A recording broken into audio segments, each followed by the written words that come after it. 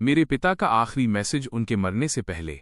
शायन, एक undercover corp के रूप में मेरी पहचान खुल चुकी है। अपराधी बदला लेने के लिए पक्का हमारे घर आएंगे। तुम्हें अपनी माँ को लेकर तुरंत विदेश जाना होगा। याद रखना, मेरे पुलिस आईडी नंबर को कभी भी दोबारा एक्टिवेट मत करना। मैं बहुत दर्द में था, लेकिन मैंने अपने पिता की चेतावनी नहीं मानी। लिन काई को इस बदले की आग में फंसने से बचाने के लिए मैंने स्कूल में सभी टीचर्स और स्टूडेंट्स के सामने उससे बहुत ही कड़ाई से ब्रेकअप कर लिया। उसकी आंखें लाल थीं और वो जमीन पर घुटनों के बल बैठकर मुझसे भीख मांग रही थी कि मैं रुक जाऊं, उसे छोड़कर न जाऊं और किसी और से प्यार न करूं। लेकिन मैं इतना पत्थर दिल बन गया कि मैंने पीछे मुड़कर देखा तक नहीं और एक अमीर लड़की का हाथ थामकर वहां से चला गया। प्यार जितना गहरा होता है, नफरत भी उतनी ही डार्क होती है। उस दिन के बाद से लिन काई मुझसे नफरत करने लगी। उसने 4 साल तक बेइज्जती सही और आखिरकार बिजनेस वर्ल्ड के टॉप पर पहुंच गई और नंबर 1 फीमेल बिलियनेयर बन गई। फेमस होने के बाद उसने सबसे पहला काम अपनी पावर का इस्तेमाल करके मुझसे जबरदस्ती शादी रजिस्टर करवाने का किया। फिर वो मुझे ह्यूमिलिएट करने के लिए एक के बाद एक मर्दों को घर लाने लगी। हमारे सर्कल में हर कोई मेरा मजाक उड़ाता था कि मैं एक बिका हुआ आदमी हूं, लेकिन सिर्फ मैं जानता था कि उस साल उससे ब्रेकअप करने की वजह ये नहीं थी कि मैं उससे प्यार नहीं करता था, और न ही इसलिए कि मैं कोई गोल्ड डिगर था जिसने अमीरी के लिए गरीबी को छोड़ दिया, बल्कि इसलिए क्योंकि मेरे पास और कोई चॉइस नहीं थी। जिस दिन वो 99वें आदमी को घर लाईं, मुझे अचानक एहसास हुआ कि उस आदमी की आवाज़ मेरे भाई सियांग से बहुत मिलती जुलती थी। थोड़ी देर बाद लिन काई तौलिया लपेटकर कमरे से बाहर निकली। उसकी आंखों में मेरे लिए सिर्फ नफरत थी।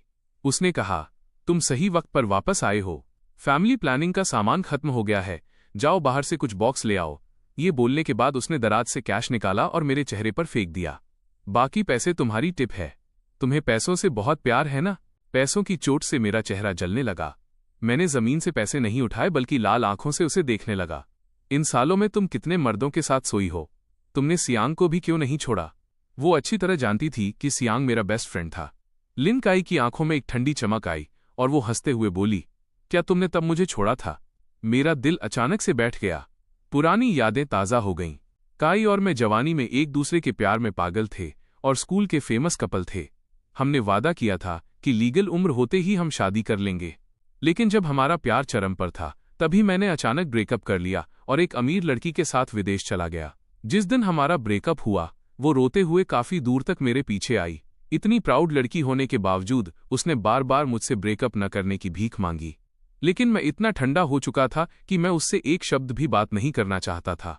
मैंने उसे कार एक्सीडेंट होते हुए देखा जब वो मेरा पीछा कर रही थी, फिर भी मैंने पीछे मुड़कर नहीं देखा। वो एक्सीडेंट बहुत सीरियस था, उसकी किडनी फट गई थी। बचने के लिए उसे ट्रांसप्लांट की जरूरत थी। खून से लथपथ वो ऑपरेशन टेबल पर पड़ी थी और फिर भी उठकर मुझे कॉल करने की कोशिश कर रही थी, लेकिन उसकी हर कॉल मैंने काट दी। उस दिन के बाद से लिन काई को मुझसे नफरत हो गई। उसने 4 साल मेहनत की और बिजनेस वर्ल्ड की टॉप बिलियनियर बन गई। फेमस होते ही उसने अपनी पावर से मुझसे जबरदस्ती शादी की ताकि वो मुझे तड़पा सके। वो अलग अलग मर्दों को घर लाकर मुझे नीचा दिखाने लगी, लेकिन सिर्फ मैं जानता था कि उस साल मैंने उससे ब्रेकअप क्यों किया था। मेरे पिता एक अंडरकवर कॉप थे जिनका मिशन उस साल फेल हो गया था। ड्रग लॉर्ड को उनकी पहचान पता चल गई थी। मेरे पिता को मारने के बाद उस क्रिमिनल गैंग ने मेरे परिवार से बदला लेना शुरू कर दिया। खबर मिलते ही मेरा पूरा परिवार भागने लगा और लिन काई को मुसीबत में न डालने के लिए मुझे उससे ब्रेकअप करना पड़ा। रास्ते में मुझे पता चला कि उसका एक्सीडेंट हो गया है और मैंने अपनी जान जोखिम में डालकर हॉस्पिटल जाकर उसे अपनी किडनी डोनेट की। मैं उसके होश में आने का इंतजार भी नहीं कर सका क्योंकि मुझे घर पहुंचना था। लेकिन मुझे अंदाजा नहीं था कि घर के चारों बड़ों के साथ मेरी माँ और बहन को भी उन ड्रग तस्करों ने बेरहमी से मार दिया था। सिर्फ मैं ही था जो मौत के मुंह से बच निकला। अपने परिवार की दर्दनाक मौत के बारे में सोचकर मेरी आंखें खून की तरह लाल हो गईं। मेरी आंखों में आंसू देखकर लिन काई ठंडे अंदाज में बोली, लेकिन उसकी आंखों में एक उम्मीद थी। क्या हुआ? क्या तुम ये कहना चाहते हो कि उस वक्त तुम्हारी अपनी कोई मजबूरी थी? होश में आते ही मैंने सख्ती से अपना सिर हिला दिया। कोई मजबूरी नहीं थी। तुम गलत नहीं थी। मैं बस एक गोल्ड डिगर हूं जिसने पैसों के लिए प्यार को छोड़ दिया। मैं बस इतना ही मतलबी हूं। मैं उसे तब सच नहीं बता सका था और अब भी नहीं बता सकता। मैं अपने पूरे परिवार की मौत का बदला और खून का बोझ लेकर जी रहा हूं। इस जिंदगी में मेरा उसके साथ कोई फ्यूचर नहीं है। ये साल मेरे लिए बस उधार का वक्त है। अब मैंने अपने पिता का पुलिस आईडी नंबर अपनाने का फैसला कर लिया है, जो एक मौत और जिंदगी का मिशन है। शायद मैं जल्द ही अपने परिवार से मिल पाऊंगा। मुझे इस हाल में देखकर लिन काई का गुस्सा और बढ़ गया। उसने नफरत से कहा, अगर ऐसा है तो बाहर जाओ और वो सामान लेकर आओ। मैंने कुछ नहीं कहा, जमीन से पैसे उठाए और बाहर चला गया। सामान खरीदने के बाद मैंने उसे दरवाजे पर रख दिया और अपने कमरे में जाकर कुंडी लगा ली। उस रात अगले कमरे से आने वाली आवाजें रुक ही नहीं रही थीं, जैसे वो मुझसे जानबूझकर बदला ले रही हो। लिन काई सियांग से बहुत प्यार भरी बातें कर रही थीं, और वो प्यार के शब्द वही थे जो उसने कभी मुझे गले लगाकर कहे थे। उन दिनों हमारे हालात ठीक नहीं थे। हम 20 स्क्वायर मीटर से भी छोटे किराए के घर में रहते थे, लेकिन हम एक दूसरे से बहुत प्यार करते थे। मैंने हजारों बार सोचा था कि मैं लिन काई के साथ बूढ़ा होऊंगा, हमारे बच्चे होंगे और हम खुशी खुशी रहेंगे। लेकिन वो यादें अब कांच के टुकड़ों की तरह हैं जो कभी वापस नहीं आएंगी। मैं पूरी रात रोया। जब सुबह उठा तो मेरा तकिया गीला था। मैंने खुद से कहा, शायन ये आखिरी बार है जब तुम उसके लिए रो रहे हो। जब मैं नीचे गया तो वो दोनों जाग चुके थे। जो मर्द वो पहले घर लाती थी वो कभी रात को नहीं रुकते थे। सियांग पहला था जिसने यहाँ ब्रेकफास्ट किया। घर की मेड्स बहुत बिजी थीं। मुझे आज ही पता चला कि आज सियांग का बर्थडे है। लिन काई उसके लिए घर पर एक शानदार बर्थडे पार्टी देना चाहती थी। जब पार्टी शुरू हुई हमारे सर्कल के बहुत से दोस्त आए। उन्होंने सियांग का ऐसे स्वागत किया जैसे वो इस घर का मालिक हो।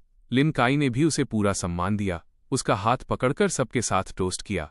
जब उसने कैंडल बुझाकर विश मांगी तो उसने उस पर करोड़ों की डायमंड वॉच लुटा दी। जैसे जैसे उनके बीच फीलिंग्स बढ़ने लगी, उन दोनों ने सबके सामने एक दूसरे को पैशनेटली किस किया। नीचे खड़े लोगों ने जोरदार तालियां बजानी शुरू कर दी। वहां मौजूद हर किसी की आंखों में मेरे लिए साफ साफ दया दिख रही थी। इस हद तक मजबूर पति होना वाकई बहुत पैथेटिक है। हमारे पूरे सर्कल में भला कौन नहीं जानता कि वो और मैं अब मजाक बन चुके हैं। अगर मैं इसकी जगह होता तो कहीं छिपने की जगह ढूंढ लेता। फिर भी वो ऐसे बिहेव कर रहा है जैसे कुछ हुआ ही न हो, उसके चेहरे पर कोई रिएक्शन ही नहीं है। मैंने कड़वाहट भरी एक मुस्कान दी। मैंने पहले ही इतना दर्द सहा है कि अब ये सब मेरे लिए क्या मायने रखता है। पार्टी के बीच में एक सुनसान जगह पर सियांग ने मुझे ढूंढ लिया। पूरा दिन बीत गया। क्या तुम मुझसे पूछोगे नहीं कि क्यों? मैंने धीरे से अपना सिर हिलाया। अब कुछ भी जानने की जरूरत नहीं है। सियांग मेरा बेस्ट फ्रेंड है, तो उस साल क्या हुआ था ये उसे भी पता था। इन सभी सालों में उसने चुपचाप मुझे मौत से बदतर जिंदगी जीते हुए देखा है। कितनी ही बार उसने मेरी लाल आंखें देखी थीं जब मैं लिन काई की भेजी हुई बेड फोटोज देखकर आंसू बहाता था। उसे भी बहुत दुख होता था और वो खुद को लिन काई को कॉल करके सारा सच बताने से रोक नहीं पाता था। वो मैं ही था जिसने उसे रोका, ये कहकर कि चाहे हम कुछ भी कर लें हम दोनों का अंजाम नहीं बदलेगा। अब सियांग ने मुझे अपनी लाल आंखों से देखा। उसकी आंखों में बहुत सारे इमोशंस थे जिन्हें समझना नामुमकिन था। शायद तुम्हें पता है मुझे तुम्हारा ये लुक सबसे ज्यादा नापसंद है, जैसे तुम्हें किसी चीज की परवाह ही नहीं है। तुम कुछ नहीं जानते। बेशक तुम्हें ये भी नहीं पता कि मैंने उसे कई सालों से सीक्रेटली पसंद किया है, लेकिन उसके दिल में सिर्फ तुम हो। मैं जानता हूं कि इन सालों में तुमने उसके लिए मौत से बदतर जिंदगी जी है, पर क्या तुम जानते हो तुम्हारे जाने के बाद उसने कैसे दिन काटे? तुम्हारी वजह से वो हर रोज शराब में डूबी रहती थी, इतना पीती थी कि उसे खून की उल्टियां होती थीं। वो उस पुराने किराए के घर में पूरी पूरी रात अकेली रहती थी जहां तुम दोनों साथ रहते थे। जो फोटो तुम पीछे छोड़ गए थे वो आज भी उसके वॉलेट में रहती है। एक बार जब उसे लूटा गया तो उसने चाकू के कई बार सहना मंजूर किया, लेकिन वो वॉलेट बचाए रखा, सिर्फ इसलिए क्योंकि वो तुम्हारी दी हुई आखिरी निशानी खोना नहीं चाहती थी। फेमस होने के बाद वो तुम्हें घर ले आई, इतने सारे मर्दों को घर लाई। ये सब उसने सिर्फ इसलिए किया ताकि तुम उसके सामने झुक जाओ। अगर तुम बस एक बार कह देते कि तुम आज भी उससे प्यार करते हो तो वो सब कुछ भुलाकर पहले की तरह तुम्हारे साथ रहने को तैयार हो जाती। शायद वो इतनी प्राउड इंसान है, फिर भी तुम्हारे लिए वो इतनी मजबूर हो गई। वो तुमसे नफरत करती है लेकिन उससे कहीं ज्यादा प्यार करती है। यहां आकर वो एक पल के लिए रुका। तुम्हें पता है, मुझे भी तुमसे नफरत है। मुझे नफरत है कि तुमने उसके साथ ऐसा बर्ताव किया, फिर भी वो तुम्हें छोड़ने को तैयार नहीं है। सच तो ये है कि काई को कभी मेरी जरूरत नहीं थी। इन सालों में वो जो भी मर्द घर लाई वो सब तुम्हारी तरह दिखते थे, लेकिन मैं और तुम बिल्कुल एक जैसे नहीं दिखते। फिर भी मैं उसके साथ सबसे लंबे समय तक रहूंगा। जानते हो क्यों? क्योंकि मैंने उससे झूठ बोला था कि उस साल मैंने ही उसे किडनी डोनेट की थी। मैं बस खामोशी से सुनता रहा, एक शब्द भी नहीं बोला। मुझे अभी भी चुप देखकर सियांग की सांसें धीरे धीरे तेज होने लगीं। काफी देर बाद वो बोला, शायन तुमने इस साल भी मुझे कोई बर्थडे प्रेजेंट नहीं दिया, लेकिन मुझे सिर्फ एक चीज चाहिए। मैं चाहता हूं कि तुम काई को मुझे सौंप दो। ये सुनकर मैं काफी देर तक खामोश रहा। जैसे ही सियांग को लगा कि मैं जवाब नहीं दूंगा, मैं बोला, ठीक है। सियांग मुस्कुराया, उसकी आंखों में आंसू भर आए। अगर तुम उसे छोड़ रहे हो तो उसे पूरी तरह छोड़ दो, ताकि उसके दिल में तुम्हारा कोई नामो निशान न रहे। जैसे ही ये शब्द उसके मुंह से निकले, उसने सीढ़ियों की रेलिंग छोड़ दी, अपनी आंखें बंद की और सीधे पीछे की तरफ गिर गया। उस तेज आवाज ने सबको चौंका दिया।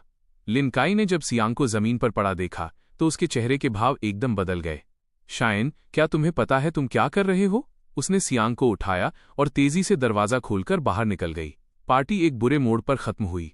बॉडीगार्ड्स मुझे भी हॉस्पिटल ले गए। मैंने सुना कि सियांग की बहुत ब्लीडिंग हुई थी और इत्तेफाक से मेरा ब्लड ग्रुप सियांग से मैच कर गया। तो लिन काई ने बिना सोचे समझे मुझे ब्लड डोनेट करने का ऑर्डर दे दिया। ब्लड डोनेट करने के लिए एक सिंपल हेल्थ चेकअप की जरूरत होती है। पुरानी सर्जरी और बीमारियों का पता चल ही जाएगा। मैं नहीं चाहता था कि लिन काई को इस वक्त पता चले कि मैंने ही उसे किडनी डोनेट की थी। ये सोचकर मेरे चेहरे के भाव तुरंत कड़े हो गए। मैं डोनेट नहीं करूंगा। उसका ब्लड ग्रुप इतना भी रेयर नहीं है। डोनेट करने के लिए मैं ही क्यों? लिन काई ने अपनी पॉकेट से कैश की एक मोटी गड्डी निकाली और जोर से मेरे चेहरे पर दे मारी। क्या तुम्हें पैसों से प्यार नहीं है? तुम्हें कितने पैसे चाहिए? वो तुम्हें उतने पैसे देगा। क्या अब तुम डोनेट करने को तैयार हो? मैंने सुन्न चेहरे के साथ देखा कि मेरे सामने खड़ा इंसान एक के बाद एक कैश की गड्डियां मेरे चेहरे पर फेंक रहा है। मेरा दिल ऐसे महसूस कर रहा था जैसे किसी ने चाकू से गहरा घाव किया हो। जब उसने बिना थके 6-7 गड्डियां फेंक दी तो मैं आखिरकार नीचे झुका और बिखरे हुए नोटों को एक एक करके उठाने लगा और एक नकली मुस्कान के साथ उसकी ओर देखा। क्या ये अच्छा नहीं होता कि तुम ये पैसे पहले ही दे देती? कितना टाइम वेस्ट हुआ। बोलने के बाद मैं सीधा ब्लड डोनेशन रूम में चला गया। चेकअप के बाद डॉक्टर ने हाथ में मौजूद रिपोर्ट को देखा और अपना सिर हिलाया। इन सज्जन की पहले सर्जरी हो चुकी है। इनकी एक किडनी नहीं है। इनकी हैवी ब्लीडिंग की हिस्ट्री भी रही है। इन्हें ब्लड डोनेट नहीं करना चाहिए। लिन काई की भौहें तुरंत सिकुड़ गईं। किडनी गायब होने से तुम्हारा क्या मतलब है? मेरे बोलने का इंतजार किए बिना लिन काई फिर से ठंडे अंदाज में बोली, अब क्या? मेरे पैसों के लिए? क्या तुम वाकई अब कोई कहानी बनाने वाले हो कि तुम वही थे जिसने तब मुझे किडनी डोनेट की थी? मेरा दिल बैठने लगा। मैंने जबरदस्ती एक मुस्कान लाई और सिर हिलाया। सही कहा। मुझे उम्मीद नहीं थी कि तुम मेरी चालाकी इतनी जल्दी पकड़ लोगी। उसका चेहरा गुस्से से काला पड़ गया। उसने डॉक्टर का कॉलर पकड़ा और दांत पीसते हुए कहा, मुझे फर्क नहीं पड़ता कि उसने तुम्हें कितने पैसे दिए हैं। तुम झूठ बोल रहे हो। वो तुम्हें डबल देगा।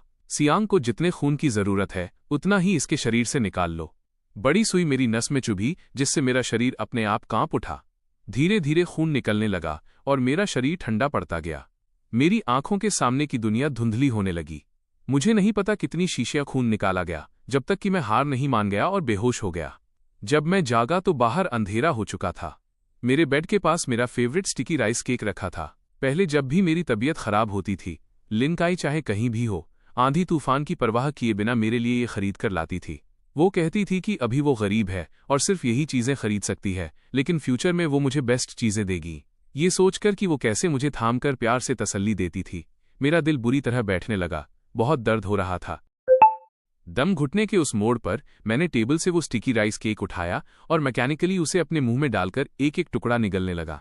जब मैं बाहर निकला तो मैंने देखा कि अगले कमरे में सियांग बेड पर लेटा लिन काई के साथ क्यूट हरकतें कर रहा था। काई, ये बहुत गर्म है। लिन काई ने उसे ठंडा करने के लिए धीरे से फूंक मारी, फिर उसके मुंह के पास ले गई। उसने एक बाइट ली और बोला, ज्यादा मीठा नहीं है। लिन काई बिल्कुल भी इम्पेशेंट नहीं हुई, बस मुस्कुराई और अपने बैग से एक कैंडी निकाली, उसे अनरैप किया और उसके मुंह में डाल दी। उसने आंखें झपकाईं और कहा, अभी भी मीठा नहीं है। इस बार लिन काई ने हाथ में पकड़ा बाउल नीचे रखा और सीधे उसके गालों को थामकर उसे धीरे से किस किया। एक पल बाद दोनों अलग हुए। सियांग ने उसे अपनी बाहों में खींच लिया। उसकी आवाज में बहुत प्यार था। काई, अब शाइन से प्यार मत करो, मुझसे प्यार करो, ठीक है? लिन काई की नजर ठीक उसी वक्त दरवाजे की तरफ गई और मेरी आंखों से मिल गई। हवा में एक पल के लिए सन्नाटा छा गया। उसने मेरी तरफ देखा। उसकी आंखें ठंडी थीं। मैं अब उससे प्यार नहीं करती। मैं उससे फिर कभी प्यार नहीं करूंगी। मैंने कुछ नहीं कहा, बस अपने होठों पर एक दर्द भरी मुस्कान लाई और मुड़कर चला गया। हॉस्पिटल के उन दिनों में लिन काई ने सियांग पर इतना प्यार लुटाया कि हॉस्पिटल में हर कोई इस बारे में जान गया था। मैं अपने हॉस्पिटल रूम में अकेला था। मुझसे मिलने वाला कोई नहीं था। इंटर्न नर्स को लगा कि मैं सिंगल हूं और एक दिन उसने हिम्मत करके मेरा कॉन्टैक्ट नंबर मांगा। इत्तेफाक से लिन काई ने ये सब देख लिया। उसने हम दोनों की तरफ रूखेपन से देखा। बिना एक शब्द बोले उसकी आंखों की चमक डरावनी हद तक ठंडी थी। रात में मैंने वो आतिशबाजी देखी जो उसने सियांग के लिए तैयार की थी। उस शानदार फायरवर्क्स ने पूरे रात के आसमान को रोशन कर दिया। हॉस्पिटल में हर कोई उसे देखने के लिए बाहर दौड़ पड़ा। मैं उन पटाखों के नीचे खड़ा था, उस खूबसूरती को देख रहा था जो मेरे लिए नहीं खिली थी। पटाखे पल भर के होते हैं, बिल्कुल मेरी खुशी की तरह। वो इंटर्न नर्स जिसे मेरा चेकअप करने आना था, डिस्चार्ज होने तक फिर कभी मेरे सामने नहीं आई। डिस्चार्ज वाले दिन सियांग ने मुझे साथ ले जाने की जिद की। काई, शाइन को भी हमारे साथ ले चलो। उसे अकेले राइड लेनी पड़ेगी, ये बहुत इनकन्वीनियंट होगा। लिन काई ने मुझे नफरत से देखा। उसकी टोन एकदम बेरुखी थी। सियांग, उसके साथ ज्यादा अच्छे मत बनो वरना वो तुम्हें हड्डियों तक चबा जाएगा। वैसे भी वो औरतों को अट्रैक्ट करने में बहुत माहिर है। बहुत से लोग उसे घर ले जाने के लिए तैयार होंगे। मैंने कुछ नहीं कहा और आखिर में उसकी कार में बैठ गया। रास्ते में लिन काई को अचानक एक फोन कॉल आया कि उसे एक कॉकटेल पार्टी में इनवाइट किया गया है। ये सुनकर सियांग ने उससे रिक्वेस्ट की कि वो हम दोनों को साथ ले चले, ये कहते हुए कि कई दिनों तक हॉस्पिटल में बंद रहने के बाद वो बाहर जाकर दुनिया देखना चाहता है। लिन काई ने मना नहीं किया। हम तीनों एक साथ पार्टी में गए। हर किसी ने उसे सियांग का हाथ थामे देखा और सोचा कि वही लिन काई का पति है, इसलिए सबकी नजरें मुझ पर टिक गईं, जो उनके पीछे चल रहा था। लिन, ये जेंटलमैन कौन है? उसने मेरी तरफ एक नज़र डाली और रूखेपन से कहा, ये हमारे घर का नैनी है। मैं इसे यहाँ सियांग का ख्याल रखने के लिए लाई हूँ। मेरा दिल जोर से धड़का, लेकिन मैंने पलटकर एक शब्द भी नहीं कहा। इसी बीच किसी ने लिन काई को ड्रिंक ऑफर की। उसने बस मेरी तरफ हाथ से इशारा किया। मैंने तुम्हें अपने पीछे आने के लिए कहा था, यहाँ एंजॉय करने के लिए नहीं। फिक्र मत करो, तुम्हें तुम्हारे पैसे मिल जाएंगे। मैंने मुस्कुराते हुए बिना किसी हिचकिचाहट के वाइन का गिलास लिया और उसे गटक गया। सबने देखा कि उसे मेरी कोई परवाह नहीं है, तो सब एक एक करके मेरे पास आए और मुझे पिलाने लगे और मैंने भी किसी को मना नहीं किया। इसी बीच एक मिडिल एज्ड औरत ने ड्रिंक ऑफर करने के बहाने चुपके से मुझे गलत तरीके से छूना शुरू कर दिया। मैंने उसे कई बार पीछे धकेला। उसने फिर से अपना हाथ मेरे एब्स पर रख दिया। कम रोशनी वाले कोने में लिन काई की आंखें ये सब देख रही थीं। उसकी नजरें और भी डार्क होती जा रही थीं। मुझे नहीं पता मैं कब से पी रहा था। मुझे चक्कर आने लगे और चलते वक्त दुनिया घूम रही थी। मैं उठा और चेहरा धोने के लिए बाथरूम गया। जब मैं बाहर आया तो वो औरत कदम दर कदम मेरी तरफ बढ़ने लगी। मेरे दिल में एक बुरा ख्याल आया। मैं जल्दी से पीछे हटा, लेकिन उसकी हरकतें और भी तेज थीं। एक हाथ से उसने ड्रग्स में भीगा हुआ कपड़ा मेरे मुंह और नाक पर दबा दिया। मेरा शरीर भारी होने लगा। मेरे शरीर का खून जैसे एक पल में उबलने लगा। मैंने संघर्ष किया जब उसने मुझे गलियारे के अंदर खींचा। कमरे में धकेले जाने के आखिरी पल में मैंने अपनी पूरी ताकत लगाकर उस औरत के पैर पर किक मारी। दर्द में उसके हाथ ढीले होते ही मैंने उसे धक्का दिया और लड़खड़ाते हुए बाहर निकल गया और छिपने के लिए रैंडमली एक कमरा ढूंढ लिया। मेरा शरीर इतना गर्म था कि लग रहा था जैसे फट जाएगा। वो कपड़ा यकीनन नशीला था। मुझे पता था कि मैं एक जाल में फंस गया हूं। अचानक कमरे का दरवाजा खुला। एक लंबी औरत अंदर आई। रोशनी के खिलाफ होने की वजह से मैं उसका चेहरा साफ नहीं देख पा रहा था। मुझे लगा कि वो कोई प्राइवेट रूम अटेंडेंट है और मैं उसकी तरफ लपका और उसका हाथ अपनी पूरी ताकत से पकड़ लिया। मेरी मदद करो, किसी औरत को ढूंढो। आने वाली की आवाज ठंडी थी। क्या तुम्हें पता है तुम क्या कह रहे हो? मैंने अपने होठों को जोर से काटा, खुद को थोड़ा होश में लाने की कोशिश की। मैं मर नहीं सकता। मैं तुमसे विनती कर रहा हूं। आने वाली औरत ने एक ठंडी हंसी दी। तुम्हें किसी औरत को ढूंढने की क्या जरूरत है? क्या मैं यहां नहीं हूं? वो जानी पहचानी आवाज गूंजी जिसने पल भर में मेरा आधा नशा उतार दिया। मैंने अपनी आंखें खोलकर सामने खड़े इंसान को देखा। वो लिन काई थी। अपनी आखिरी ताकत का इस्तेमाल करते हुए मैंने उसे पीछे धकेला। तुम? नहीं। लिन काई का चेहरा तुरंत गुस्से से लाल हो गया। उसने गुस्से में आगे बढ़कर मेरी गर्दन कसकर पकड़ ली। मैं क्यों नहीं? क्या तुमने नहीं कहा था कि जब तक मेरे पास पैसा है तुम मुझे कभी नहीं छोड़ोगे? अब मेरे पास पैसा है तो क्यों नहीं? मैं एक पल के लिए सुन्न रह गया और फिर मेरी आंखों से आंसू निकल पड़े। क्योंकि तुम लिन काई हो। तुम मेरी लिन काई हो। जैसे ही ये शब्द मेरे मुंह से निकले, जैसे कोई सुनामी आ गई हो।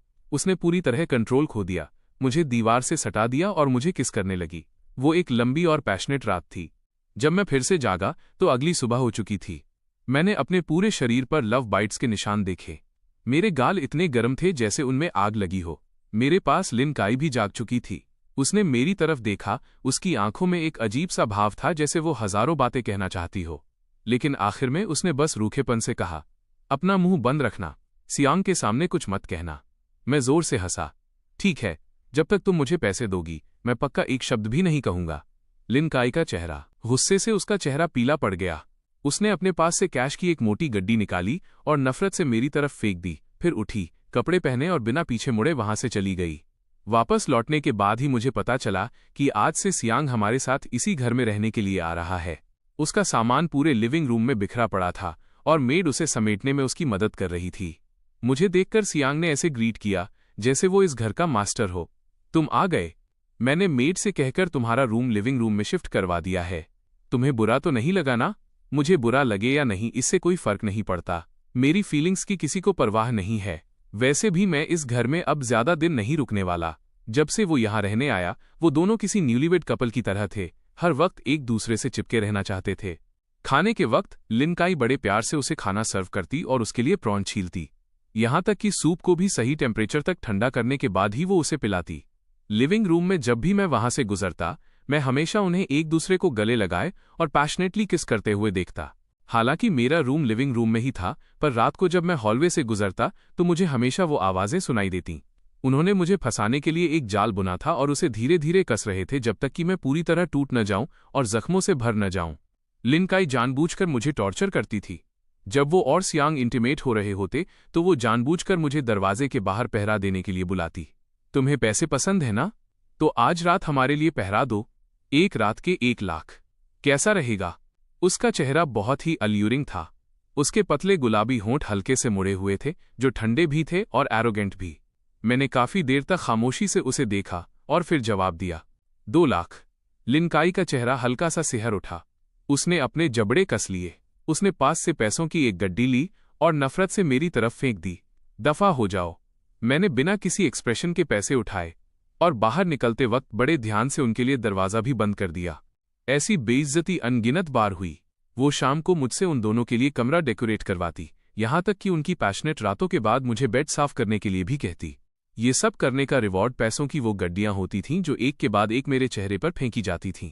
मैंने कभी मना करने के लिए मुंह नहीं खोला, न ही कोई इमोशन दिखाया। असंतोष, गुस्सा, दिल का दर्द, कुछ भी नहीं। मैं बस शांति से पैसे उठाता और उसका दिया हर टास्क पूरा करता, बिल्कुल एक मशीन की तरह ठंडा। ऐसा लगता था जैसे उसकी लाइफ और मेरी लाइफ का एक दूसरे से कोई लेना देना नहीं है। मुझे उसकी कोई परवाह नहीं थी। फर्क नहीं पड़ता था कि वो किसी और मर्द के साथ सो रही है या उसे किसी और से प्यार हो गया है। लेकिन मेरी इस बेरुखी की वजह से लिन काई पूरी तरह पागल हो गई। देर रात जब आसपास कोई नहीं होता, वो खुद को रोक नहीं पाती और मेरी कमर के चारों ओर अपनी बाहें लपेट लेती और मुझे दीवार से सटाकर सवाल करती, तुम इतना ठंडा रिएक्ट क्यों कर रहे हो? तुम्हें परवाह क्यों नहीं है? तुम्हें जलन क्यों नहीं होती? शायन, क्या तुमने मुझे कभी पसंद नहीं किया? मैं तुम्हारे लिए वाकई में क्या हूं? मैंने वही शांत एक्सप्रेशन बनाए रखा। मेरी आंखों में उसके लिए प्यार का कोई निशान नहीं था।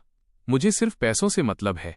अगर तुम चाहती हो कि मैं वैसा एक्ट करूं जैसा तुम चाहती हो तो ठीक है, पर तुम्हें और पैसे देने होंगे। इस बार काई पागल नहीं हुई। उसने बस एक ठंडी मुस्कान के साथ मेरी तरफ देखा, तब तक मुस्कुराती रही जब तक उसकी आंखों के कोने थोड़े लाल नहीं हो गए। उसने मुझे धक्का दिया और बिना पीछे मुड़े चली गई। कुछ दिनों बाद काई को बिजनेस डिस्कस करने के लिए एक माउंटेन विला जाना था। असल में मुझे पता नहीं था, आखिर उसकी लोकेशन मुझे कभी रिपोर्ट नहीं की जाती थी। वो तो मेड्स इकट्ठे होकर गॉसिप कर रही थीं और वहां से गुजरते वक्त मैंने सुन लिया। मैंने सुना कि यंग मिस टिंगुए माउंटेन विला गई थीं और पहाड़ से नीचे आते वक्त वहां एवलांच बर्फानी तूफान आ गया। अभी तक कोई खबर नहीं है। फिर हमें क्या करना चाहिए? मैंने सुना है कि इस साल टिंगुए माउंटेन पर बर्फ बहुत ज्यादा गिरी है।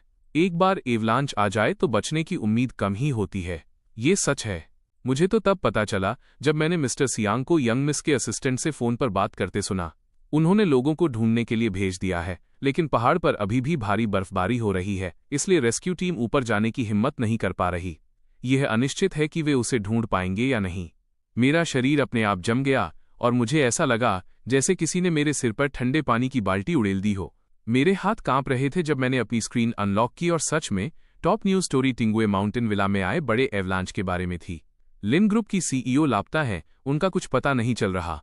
मैं कभी इतना डरा नहीं था, इतना कि मैं अपना फोन तक ठीक से नहीं पकड़ पा रहा था और वो धप से जमीन पर गिर गया। मेरी आंखों के सामने हजारों इमेज फ्लैश हुई और मेरा चेहरा पल भर में पीला पड़ गया। नहीं, लिन काई को कुछ नहीं हो सकता। मैं लड़खड़ाते हुए उठा, एक कोट और स्कार्फ ढूंढा और विला से बाहर की ओर भागा। जब मैं टिंगुए माउंटेन के नीचे पहुंचा तो सभी रेस्क्यू टीमें बर्फीले तूफान की वजह से रुकी हुई थीं और ऊपर जाने की हिम्मत नहीं कर रही थीं। मैंने मजबूती से भीड़ को पीछे धकेला, एक स्नोमोबाइल पकड़ी और जैसे ही गैस देने वाला था किसी ने मुझे रोक दिया। क्या तुम खुद को मारना चाहते हो? तूफान बहुत तेज है, विजिबिलिटी बहुत कम है। अगर तुम ऊपर गए भी तो किसी को बचा नहीं पाओगे और खुद मुसीबत में पड़ जाओगे। अभी हम सिर्फ तूफान के रुकने का इंतजार कर सकते हैं। मैंने अपने दांत पीसे और उस इंसान को जोर से धक्का दे दिया। मेरे काम से दूर रहो, मैं उसे पक्का नीचे लेकर आऊंगा। ये सब पलक झपकते ही हो गया। मैंने एक्सीलरेटर घुमाया और तेजी से निकल गया। पहाड़ पर तूफान नीचे से भी ज्यादा तेज था। हालांकि मैंने एक मोटा स्नोसूट पहना था, फिर भी मैं ठंड से कांप रहा था। पूरा पहाड़ सफेद चादर में ढका था। लिन काई को ढूंढना भूसे के ढेर में सुई ढूंढने जैसा था। मैं बार बार उसका नाम पुकार रहा था। लिन काई, तुम कहाँ हो? तूफान ने मेरी आवाज को निगल लिया। चिल्लाते चिल्लाते मेरा गला बैठ गया था, पर मैंने उसे पुकारना बंद नहीं किया। 1 घंटे बाद मुझे आखिरकार एक पेड़ के नीचे लिन काई का फिगर दिखा। मैं पागलों की तरह आगे भागा, अपना हैट और स्कार्फ उतारकर उसे पहना दिया। वो उस वक्त बेहोश थी, उसके गाल बर्फ की तरह ठंडे थे। मैंने उसे अपनी स्नोमोबाइल पर खींचा। लिन काई, तुम ठीक हो जाओगी, मैं तुम्हें कुछ नहीं होने दूंगा। रास्ते में बर्फ के नीचे छिपी एक टहनी से मेरा पैर जख्मी हो गया, लेकिन मुझे जैसे दर्द का एहसास ही नहीं हुआ। अभी मेरे दिमाग में सिर्फ एक ही ख्याल था, मुझे काई को सुरक्षित नीचे ले जाना था। स्नोमोबाइल 3 घंटे तक तूफान के बीच चलती रही और आखिरकार हम पहाड़ के नीचे पहुंच गए। जब रेस्क्यू वर्कर्स ने हमें देखा, जैसे ही हम दोनों की शक्लें उन्हें दिखीं, सब हैरान होकर हमारी तरफ दौड़े। उन्हें उम्मीद नहीं थी कि मुझमें इतनी हिम्मत और ताकत होगी कि मैं अकेले इतने खराब मौसम में उसे ढूंढकर पहाड़ से नीचे ले आऊंगा। भीड़ को अपनी तरफ आता देख मैंने लिन काई की ओर देखा, और तभी मुझे इतना सुकून मिला कि मैं बेहोश हो गया। मुझे नहीं पता कि मैं कब तक बेहोश रहा, पर आखिरकार जब मेरी आंख खुली तो हॉस्पिटल में लिन काई का कोई निशान नहीं था। मैंने जल्दी से अपना सामान समेटा और डिस्चार्ज की फॉर्मेलिटीज पूरी करने चला गया। घर पहुंचने के बाद ही मुझे पता चला कि सियांग उसे पहले ही घर ला चुका है, और वो इंसान जो अकेले बर्फीले तूफान का सामना करके उसे बचाने पहाड़ पर गया था, वो भी अब सबकी नजरों में सियांग बन चुका था। सामने वाले इंसान को सही सलामत देखकर मेरे पास कहने को कुछ नहीं था, इसलिए मैं चुपचाप मुड़कर ऊपर चला गया। पीछे से लिन काई ने देखा कि मैंने उसके लिए जरा भी फिक्र नहीं जताई, तो उसने नफरत से मुझे आवाज दी, शायन, क्या तुम वाकई इतने पत्थर दिल हो? मेरी पीठ हल्की सी कांपी, पर मैंने कुछ नहीं कहा और सीधा ऊपर चला गया। अब कुछ भी कहने की जरूरत नहीं है, उसे मुझसे नफरत ही करने दो। जब से सियांग ने उसे बचाया था, वो उसका कुछ ज्यादा ही ख्याल रखने लगी थी। घर की मेड्स भी जानती थीं कि लिन के बाद अगर इस घर में किसी की बात सबसे ज्यादा मानी जाती है तो वो सियांग है। उसने उससे वादा किया था कि वो उसकी हर ख्वाहिश पूरी करेगा। सियांग ने उसे अपनी बाहों में भरा। उसकी टोन हमेशा की तरह जेंटल थी। मुझे और कुछ नहीं चाहिए, बस एक सही नाम और ओहदा चाहिए। काई, तुम जानती हो मैं हमेशा से तुमसे शादी करना चाहता था। उसे पकड़े हुए लिन काई के हाथ सख्त हो गए। वो एक पल के लिए खामोश रही और फिर धीरे से बोली, मैं तुम्हारी हर बात मान सकती हूँ, सिवाय इसके। वो अचानक उसकी तरफ देखने लगा। ये अभी भी शायन की वजह से है ना? तुम उससे इतना प्यार करती हो, पर क्या वो तुमसे प्यार करता है काई? जो इंसान हमेशा तुम्हारे साथ रहा, क्या तुम वाकई उसे बिल्कुल नहीं देख पा रही? इतना कहकर उसने उसे धक्का दिया और अपनी लाल आंखों के साथ बाहर की तरफ भागा। इससे पहले कि लिन काई उसका पीछा करती, उसे दरवाजे के बाहर टायरों के घिसने की तेज आवाज आई। बाहर भागकर उसने देखा कि सियांग जमीन पर पड़ा था। उसके चेहरे का रंग उड़ गया। वो दौड़कर उसके पास गई और उसे अपनी बाहों में भर लिया।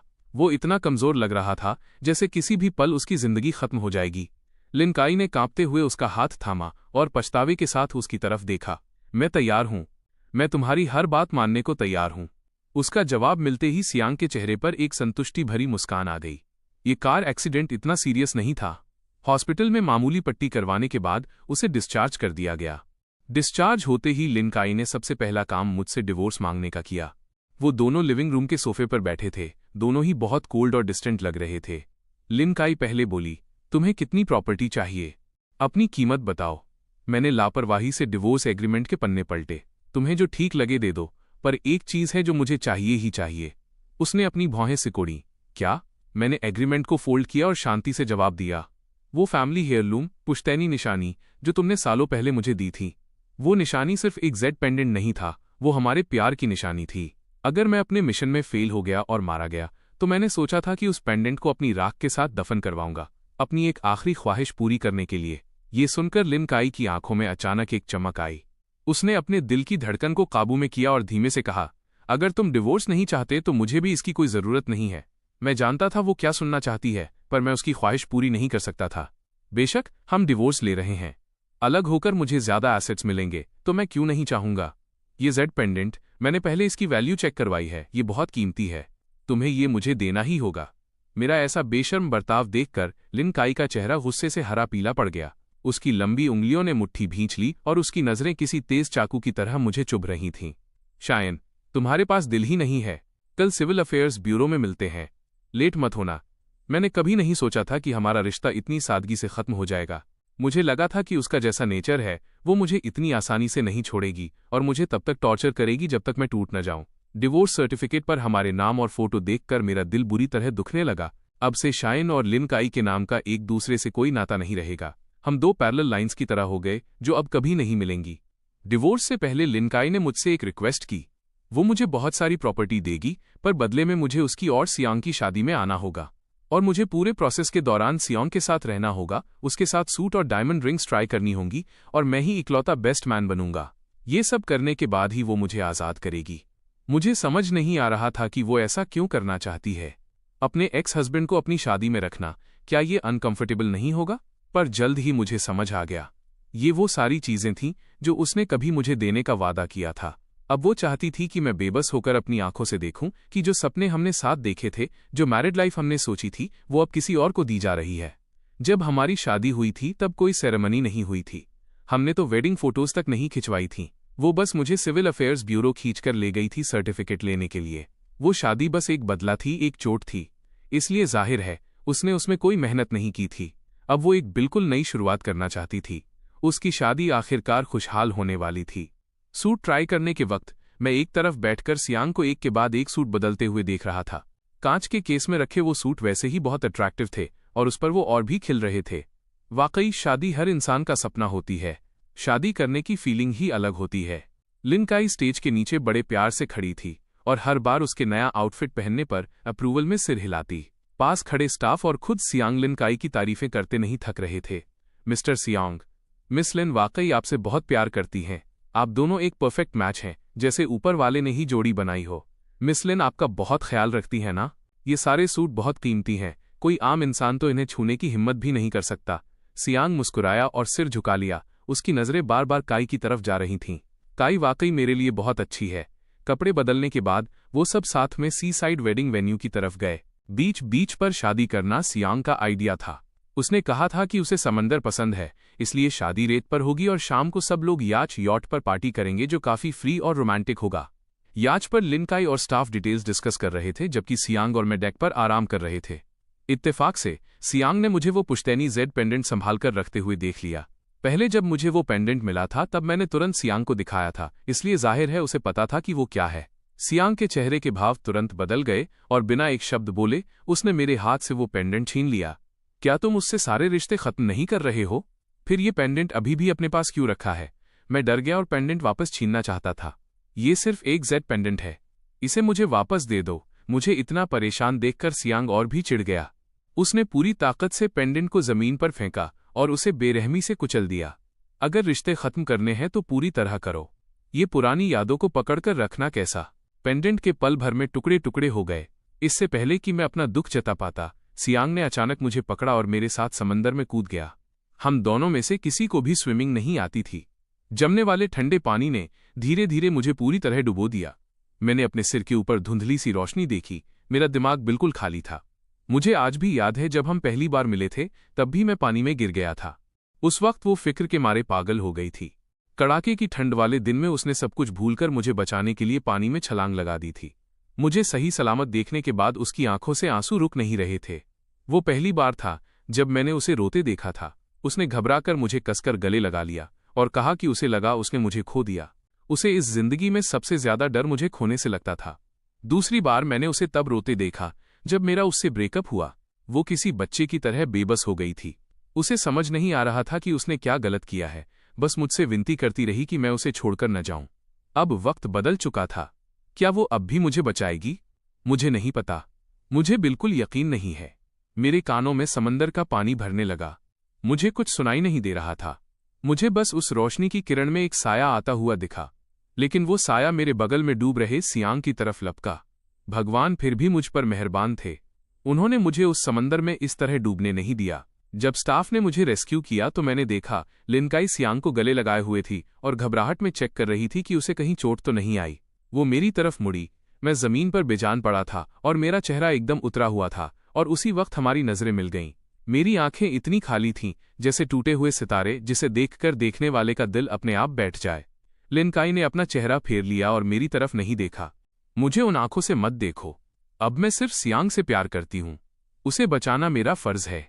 मैंने तुमसे प्यार करना बहुत पहले छोड़ दिया है। क्या तुम्हें अब भी लगता है कि मैं पहले की तरह सब कुछ छोड़कर तुम्हें बचाने आऊंगी? मैंने धीरे से अपनी नाक सिकोड़ी और सिर हिलाया। ये भी अच्छा है, अब मुझसे प्यार नहीं करती। ये बहुत अच्छा है, बहुत ही बढ़िया। वापस लौटने के बाद लिनकाई का चेहरा बर्फ जैसा ठंडा था और उसने विला के पेपर्स मेरे सामने फेंक दिए। इस घर से तुम्हारी महक आती है। ये मेरे और सियांग के सुहागरात के कमरे, ब्राइडल चेंबर के लायक नहीं है। मैं उसके लिए नया घर तैयार करूंगी, सब कुछ नया होगा। मुझे ये घर रखना भी घिनौना लग रहा है, इसलिए मैं ये तुम्हें दे रही हूं। कल मेरी और सियांग की शादी है, तैयार रहना। सेरेमनी मिस मत करना। अब से तुम जहां भी जाना चाहो, जो भी करना चाहो, मेरा उससे कोई लेना देना नहीं है। मैंने मना नहीं किया, बस हल्का सा सिर हिलाया। लिनकाई, मैं दिल से तुम्हारी खुशियों की दुआ करता हूं। बाहर जाते हुए उसका शरीर हल्का सा कांपा, पर उसने पीछे मुड़कर नहीं देखा। उसे खुशियों की दुआ देना मेरा सच था, पर मैं अब शादी में शामिल नहीं हो सकता था। अभी अभी मुझे मेरे सुपीरियर का मैसेज मिला था। मेरी मौत का नाटक करने का प्लान तैयार हो चुका है। मुझे अपने मिशन पर जाना है। अब मेरे पास और कोई मौका नहीं है। शादी वाले दिन मैं उस कमरे में खड़ा था जो कभी मेरा और लिनकाई का था, और उन मैसेजेस को देख रहा था जिनसे मेरा फोन भरा पड़ा था। शायन, क्या टाइम हो रहा है? तुम अभी तक पहुंचे क्यों नहीं? मैं तुम्हें 20 मिनट दे रही हूं, तुरंत मेरे सामने आओ। शायन, तुम्हारी हिम्मत कैसे हुई अपना वादा तोड़ने की? मैंने फोन की स्क्रीन बंद कर दी और बार बार बज रहे मैसेजेस के वाइब्रेशन को इग्नोर किया। मैंने पेट्रोल का कैन उठाया और पूरे कमरे में छिड़क दिया। लिविंग रूम में पहले से ही एक बॉडी कॉर्प्स तैयार थी जो मेरी जगह लेगी। अब से मेरा कोई अस्तित्व नहीं रहेगा। मैंने लाइटर निकाला, उसे पेट्रोल के ढेर में फेंका और एक बार भी पीछे मुड़कर देखे बिना बाहर निकल गया। 1 घंटे बाद मैं एक नेशनल सीक्रेट ट्रेनिंग कैंप में था। मेरे सुपीरियर ने पूरी गंभीरता के साथ मेरे सीने पर वो पुलिस बैच नंबर लगाया जो कभी मेरे पिता का था। पुलिस बैच 3,89,527 रिएक्टिवेट हो गया है। शायन, टीम में वापस स्वागत है। Attention salute. शादी की रस्म शुरू होने में अब सिर्फ 10 मिनट बचे थे। लिनकाई ने गुस्से में अपना फोन नीचे रखा। उसने मुझे अनगिनत बार कॉल किया था, किसी का कोई जवाब नहीं मिला। उसे समझ नहीं आ रहा था कि शायन इस बार कौन सी चाल चल रहा है। क्या उसे लग रहा है कि उसे मिली हुई प्रॉपर्टी काफी नहीं है? लिनकाई ने अपना फोन कसकर पकड़ा। उसकी आंखें गुस्से से भरी थीं, पर सियांग उन आंखों में छिपी हुई फिक्र देख सकता था। सियांग, एक पल मेरा इंतजार करो। मैं शायन को तुम्हारा बेस्ट मैन बनाने के लिए वापस लेकर आ रही हूं, जैसा कि उम्मीद थी, लिनकाई ने सख्त लहजे में कहा। कितना मजाक है। इस मोड़ पर भी वो उसे छोड़ नहीं पा रही थी। सियांग ने लिनकाई का हाथ कसकर थाम लिया और उसे अपने पास ही रखा। कोई बात नहीं काई, अगर वो नहीं आता तो रहने दो। हम शायन की वजह से अपना शुभ मुहूर्त, ऑस्पिशियस टाइम तो नहीं छोड़ सकते ना? उसने अपने पास खड़ी औरत को मनाया। उसने इस मौके का कई सालों तक इंतजार किया था। वो बिल्कुल नहीं चाहता था कि मैं आखिरी मिनट में आकर सब कुछ छीन लूं। सियांग की आंखों में एक शातिर चमक आई और लिनकाई की आंखें डार्क हो गईं। आखिर में उसने विरोध में कुछ नहीं कहा। उसने सोचा, अभी 10 मिनट बाकी हैं। शायद मैं उसे कॉल करूं या टेक्स्ट करूं कि मैं ये बर्दाश्त नहीं कर पा रहा और उससे भीख मांगूं कि वो सियांग से शादी न करे। पर वक्त बीतता गया, एक सेकंड, एक मिनट। वो जिस चीज का इंतजार कर रही थी वो नहीं हुआ। आखिरकार शादी का म्यूजिक बजने लगा।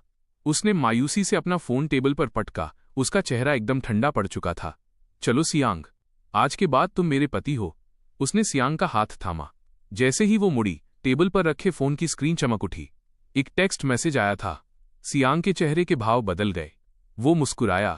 तुम बस वहीं पहुंचो काई, मेरा इंतजार करना। लिनकाई ने सिर हिलाया और अकेले हॉल में दाखिल हो गई। क्या? सियांग ने लिनकाई का फोन उठा लिया। मैसेज बटलर का था। ये बुरा हुआ। सोलिन, शायन के साथ कुछ अनहोनी हो गई है। बात यहां तक पहुंच गई और तुम अभी भी काई को रोकने के लिए ये चाल चलना चाहते हो? शायन, तुम एक पीछा न छोड़ने वाली परछाई की तरह हो, लेकिन अब ये नामुमकिन है। वो मेरी है। उसने बटलर का मैसेज डिलीट कर दिया। अगले ही पल उसके अपने फोन की घंटी बजी। वो भी बटलर का ही नंबर था। उसने लापरवाही से फोन उठाया। मिस्टर सिया, क्या सी लिन आपके साथ हैं? शायन के साथ कुछ हादसा हो गया है। मेरी और काई की शादी शुरू होने वाली है। उसे ऐसी मामूली बातों के लिए परेशान मत करो। ये कहकर सियांग ने तुरंत फोन काट दिया। एमसी की बातें भी अब अपने चरम पर थीं। उसे स्टेज पर जाना था। एक संतुष्टि भरी मुस्कान के साथ उसने हॉल के दरवाजे धकेले और तेज लाइटों के बीच रेड कारपेट पर चल पड़ा। वो उस औरत के सामने आया जिससे उसने सालों तक बेइंतहा प्यार किया था। शादी बहुत सुचारू रूप से चली। उन्होंने कस्में खाईं, अंगूठियों का एक्सचेंज किया और सबकी नजरों के सामने एक दूसरे को किस किया। सबने उन्हें दुआएं दी, लेकिन लिन काई के दिल की बेचैनी जरा भी कम नहीं हुई थी। इसके उलट वो और भी तेज हो गई। उसने अनजाने में अपना फोन ढूंढना चाहा ताकि देख सके कि मैंने उसे कोई रिप्लाई दिया है या नहीं, लेकिन जैसे ही उसने अपनी पॉकेट में हाथ डाला, उसे याद आया कि वो उसे बैकस्टेज ही छोड़ आई थी। काई, अब मेहमानों को टोस्ट देने का वक्त है। आज यहाँ बहुत लोग आए हैं। सियांग के होठों पर एक खुशनुमा मुस्कान थी। वो बहुत चमकता हुआ और चार्मिंग लग रहा था। मेहमानों ने उनकी तारीफ करते हुए उन्हें मेड इन हेवन जोड़ी बताया, लेकिन उसका लुक, चेहरा और पर्सनालिटी, ये सब वो चीजें थीं जो लिन काई को पसंद नहीं थीं। यहाँ तक कि उसके साथ करीब होना भी दिल से नहीं था, लेकिन सियांग ने उसके लिए बहुत कुर्बानी दी थी। पास्ट में मैंने उसे छोड़ दिया था, अब वो इतनी एहसान फरामोश इंसान नहीं बन सकती थी। अपने दिल की अजीब सी फीलिंग को दबाते हुए लिन काई ने भारी आवाज में जवाब दिया और मेहमानों के साथ टोस्ट करने चली गई। चारों तरफ हंसी मजाक और बातें हो रही थीं, टोस्ट के लिए गिलास टकरा रहे थे। ये शादी की दावत देर रात तक चली। सियांग पूरी तरह से नशे में धुत था। काई, आखिरकार मैं तुम्हारा हो गया। क्या तुम जानती हो मैंने इस दिन का कितना इंतजार किया है? तुम हमेशा शाइन की तरफ देखती थीं, कभी मेरी तरफ नहीं। अब आखिरकार मेरा इंतजार खत्म हुआ। काई, मैं बहुत खुश हूं। कार में सियांग ने छेड़खानी शुरू कर दी और उसके कपड़े खींचने लगा। लिन काई की आंखों में नशे में कही गई इन बातों के लिए एक मजबूर सी नरमी थी। और फिर उसे दोबारा मेरा ख्याल आया। अपना फोन वापस मिलने के बाद उसने देखा कि मैंने कोई जवाब नहीं दिया था। इतना पत्थर दिल कि उसका दिल ही टूट गया। वो अच्छी तरह जानती थी कि अगर मैं उसे रुकने के लिए सिर्फ एक शब्द भी कह देता तो वो सब कुछ छोड़ देती, पर मैं इतना क्रूर था कि उसकी शादी में भी नहीं आया। अगर ऐसा है तो अब से वो मेरे लिए नरम नहीं पड़ेगी। कार उन दोनों के नए ब्राइडल स्वीट पर पहुंची। लिन काई ने नशे में धुत उस आदमी को कार से बाहर निकलने में मदद की और देखा कि बटलर घबराया हुआ उनकी तरफ दौड़ रहा है। सीलिन, बहुत बुरा हुआ। ये शब्द किसी बम की तरह थे। इससे पहले कि लिन काई कुछ रिएक्ट कर पाती, सियांग का नशा पहले उतर गया। जो भी बात है कल कहना। काई आज बहुत थक गई है। जो आदमी अभी नशे में मरा जा रहा था उसने जल्दी से बटलर को टोक दिया। इन दिनों सियांग का बोलबाला था, इसलिए बटलर ने लिन काई के चेहरे के भाव देखे और कुछ बोलने की हिम्मत नहीं की। सही बात है, आज मेरी और सियांग की शादी है, कुछ बुरा कैसे हो सकता है? लिन काई का रवैया भी सहमति वाला था, जिससे सियांग ने राहत की सांस ली। बटलर भी इशारा समझकर पीछे हट गया। लेकिन कुछ ही देर बाद सियांग को बाथरूम तक छोड़ने के बाद लिन काई वापस लिविंग रूम में आई, सोफे पर ठंडे चेहरे के साथ बैठी और बटलर को बुलाया। क्या हुआ था? उसने सियांग के सामने नहीं पूछा, क्योंकि उसे अंदेशा था कि ये मामला मुझसे जुड़ा है। जैसा कि उम्मीद थी, बटलर का चेहरा उतर गया। उसने अपना सिर झुकाया और धीमी आवाज में बोला, सीलिन, वो शाइन के साथ कुछ अनहोनी हो गई है। उसने नफरत भरा लुक दिया। उसके साथ क्या हो सकता है? क्या उसे लग रहा है कि उसके पास काफी पैसे नहीं हैं? उसे दे दो। अब से मेरा और उसका कोई रिश्ता नहीं है। शाइन, वो अब इस दुनिया में नहीं रहे। उस पल काई ने सोफे के हत्थे को कसकर पकड़ लिया। ये खबर बहुत बड़ा झटका थी। शाइन अचानक कैसे मर सकता है? उसने बटलर को घूर कर देखा। उसका लहजा बर्फ की तरह ठंडा था। इस बात का मजाक उड़ा रहे हो? क्या अपनी जिंदगी से थक गए हो? बटलर इतना डर गया कि वो लगभग घुटनों पर आ गया। उसने कांपते हुए पूरी सिचुएशन रिपोर्ट की। ये सच है। दोपहर में हमने देखा कि जो घर आपने शाइन को दिया था उसमें आग लग गई थी। आग बहुत भयानक थी। रेस्क्यू वर्कर्स वक्त पर नहीं पहुंच पाए। आग बुझाने में कई घंटे लग गए। जब हम अंदर चेक करने गए तो शाइन इतना जल चुके थे कि उनकी पहचान करना मुश्किल था। उन्हें बचाया नहीं जा सका। हवा में एक पल के लिए सन्नाटा छा गया। लिन काई की आंखों में अविश्वास, डिसबिलीफ था। काफी देर बाद वो जैसे होश में आई और गुस्से से दहाड़ी, यह कैसे हो सकता है? इतनी बड़ी बात और मुझे किसी ने क्यों नहीं बताया? तुम लोग आखिर कैसा काम कर रहे हो? मैंने आपको कॉल किया था और मैसेज भी भेजे थे, पर आपने जवाब नहीं दिया। मैंने मिस्टर सियांग को भी कॉल किया था। उन्होंने कहा कि आप बिजी हैं और इस छोटी सी बात के लिए आपको परेशान करने की जरूरत नहीं है। बटलर ने बहुत ही सम्मान के साथ सिर झुकाया। उसके पैर कांप रहे थे। मुमकिन ही नहीं है। एक और गुस्से भरी दहाड़। शादी की रस्म के अलावा फोन हमेशा मेरे पास था। किसी ने कोई कॉल नहीं किया। भयानक गुस्से में लिन काई ने तुरंत अपना फोन निकाला ताकि बटलर से सवाल कर सके। लेकिन तभी उसने ट्रैश फोल्डर में वो मैसेज और कॉल्स देखे जो किसी ने डिलीट कर दिए थे। वो सब बटलर की तरफ से थे। वो सन्न रह गई। वो ठीक शादी शुरू होने से पहले का वक्त था। सिर्फ सियांग ही इसे छेड़ सकता था। उसका चेहरा अचानक सफेद पड़ गया। तुरंत बाद उसका दिल जोर जोर से धड़कने लगा। मुझे शाइन के पास ले चलो। उसकी आवाज कांप रही थी। सीलिन, शाइन तो अब। इससे पहले कि बटलर अपनी बात पूरी कर पाता, लिन काई की आंखें लाल हो चुकी थीं। मुझे उसके पास ले चलो। वो एक बार फिर चिल्लाई। बटलर हिचकिचाया पर उसे सिर हिलाना पड़ा। ड्राइवर ने कार तैयार की और उसे उस कमरे में ले गया जो कभी हमारा ब्राइडल चेंबर था। जब लिन काई कार से बाहर निकली तो उसे अपनी आंखों पर यकीन नहीं हुआ। हमारी यादें अब राख का ढेर बन चुकी थीं, कुछ भी नहीं बचा था। वो उस जमीन पर पागलों की तरह चलने लगी जो आग से झुलस चुकी थी। धुएं की तेज गंध अभी भी वहां मौजूद थी, जो ये साबित करने के लिए काफी थी कि वो आग कितनी बेरहम थी। और उसका शायन, वो बिल्कुल अंदर वाले हिस्से तक गई। जमीन के एक छोटे से साफ टुकड़े पर उसने एक जला हुआ शव देखा। उसकी सांसें जैसे उस पल थम गईं। लिन काई धीरे से घुटनों के बल बैठ गई। उसकी हिम्मत नहीं हो रही थी कि हाथ बढ़ाकर उसे छुए। उसे डर था कि कहीं मैं राख बनकर बिखर न जाऊं। क्या ये वही है? उसकी आवाज फटी हुई थी। यकीन करना मुश्किल था कि सिर्फ एक दिन में मेरी हालत ऐसी हो गई थी। यही वो है। उस वक्त वहां सिर्फ शाइन था। ये जवाब मिलते ही लिन काई का दम घुटने लगा। उसकी लाल आंखों से एक आंसू टपका और खामोशी से उसके पैरों के नीचे की जमीन पर जा गिरा। ऐसा क्यों हुआ? इसकी वजह क्या थी? इसमें आग कैसे लगी? शाइन, तुमने मुझसे इतने पैसों की डिमांड की थी। तुमने तो एक पैसा भी खर्च नहीं किया। क्या तुम्हें पैसों से सबसे ज्यादा प्यार नहीं था? मैं तुम्हें अपने सारे पैसे दे दूंगी। बस मुझसे कह दो कि ये सब एक मजाक है। मैं तुम्हें अपनी सारी दौलत दे सकती हूँ। शाइन, वो औरत चिल्लाई। पहले वो मुझसे नफरत करती थी कि मैं एक गोल्ड डिगर हूँ, पर अब वो बस यही दुआ कर रही थी कि ये सब एक मजाक हो। बस मेरी एक चाल ताकि मैं उससे पैसे मांग सकूं। अगर वो मुझे अपने सारे पैसे दे देती तो वो इंसान मुस्कुराते हुए बाहर आ जाता। पर उसने कई बार मेरा नाम पुकारा और वहां कोई जवाब नहीं मिला। उन खाली खंडहरों के बीच वो इंसान जिससे वो प्यार करती थी मर चुका था। शाइन, लिन काई ने बेबसी में मेरा नाम पुकारा। आंसू झरने की तरह बह रहे थे। भले ही मैंने उसे बार बार चोट पहुंचाई थी, पर वो फिर भी मुझे भुला नहीं पा रही थी। सियांग के साथ उसकी शादी। उसने कसम खाई थी कि वो पास्ट को खत्म कर देगी। पर तुम मुझे एक बार फिर छोड़कर क्यों चले गए? शाइन, तुम कितने पत्थर दिल हो। क्या तुम्हारे दिल में मेरे लिए कभी एक सेकंड के लिए भी जगह थी? वो तड़प कर रोई, यहां तक कि वो दूसरे इंसान को पकड़ भी नहीं पा रही थी। खत्म न होने वाले दर्द ने लिन काई को घेर लिया। उसे लगा जैसे वो इन राखों के बीच दम तोड़ देगी। मैं उसे दोबारा छोड़कर क्यों चला गया? वो मुझे भुला क्यों नहीं पा रही थी? लिन काई की इस पागलों वाली हालत को देखकर बटलर ने आगे बढ़कर उसे एक और चौंकाने वाली खबर सुनाई। सीलिन, जब हम पहचान कंफर्म करने के लिए डीएनए मैच कर रहे थे तो हमें पता चला कि उस साल जिसने आपको किडनी डोनेट की थी वो शाइन थे।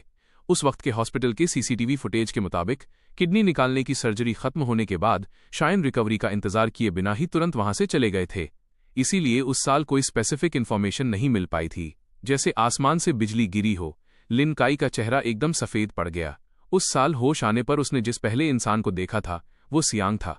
उसने उसकी कमर का स्कार निशान देख लिया था। नर्स की घुमावदार बातों और सियांग की मौजूदगी की वजह से उसने हमेशा यही सोचा कि किडनी देने वाला सियांग ही था। इसीलिए वो उसकी मंगेतर फियांसी बनी। उसे अंदाजा भी नहीं था कि ये सब झूठ था। और आपके पिछले ऑफिस के पास जो एवलांच आया था उसमें भी शाइन ने ही अपनी जान जोखिम में डालकर आपको बचाया था। ये सारी बातें एक एक करके मेरी लाश के सामने कही गईं। बटलर का हर जुमला लिन काई के दिल के जख्म को और गहरा कर रहा था। आखिर में वो खुद को रोक नहीं पाई और एक दिल दहला देने वाली चीख मारी। शाइन, उसने हमेशा सोचा था कि मुझे उसकी परवाह नहीं है। उसे कभी उम्मीद नहीं थी कि उसकी पीठ पीछे, जहां उसे पता भी नहीं था, मैंने बार बार अपनी कुर्बानी दी थी। अगर ऐसा है तो तुम मुझे छोड़कर क्यों चले गए? तुमने मुझे बताया क्यों नहीं? अगर तुम बस एक बार कुछ कह देते तो मैं पक्का तुम्हारे लिए सब कुछ छोड़ देती। शाइन, आखिर क्यों तुम चुपचाप मेरी बेइज्जती सहते रहे? तुम्हें कितना दर्द हुआ होगा। तुमने मुझे ये क्यों नहीं बताया कि तुम भी मुझसे प्यार करते थे? बर्बादी के आंसू एक एक बूंद करके गिर रहे थे। वो बेइंतहा दर्द उसे अंदर तक झकझोर रहा था। शांत अंधेरी रात में आसमान सितारों से भरा था। मरे हुए इंसान की कब्र के सामने सारे सच सामने आ गए थे। लिन काई तुरंत वापस नहीं लौटी।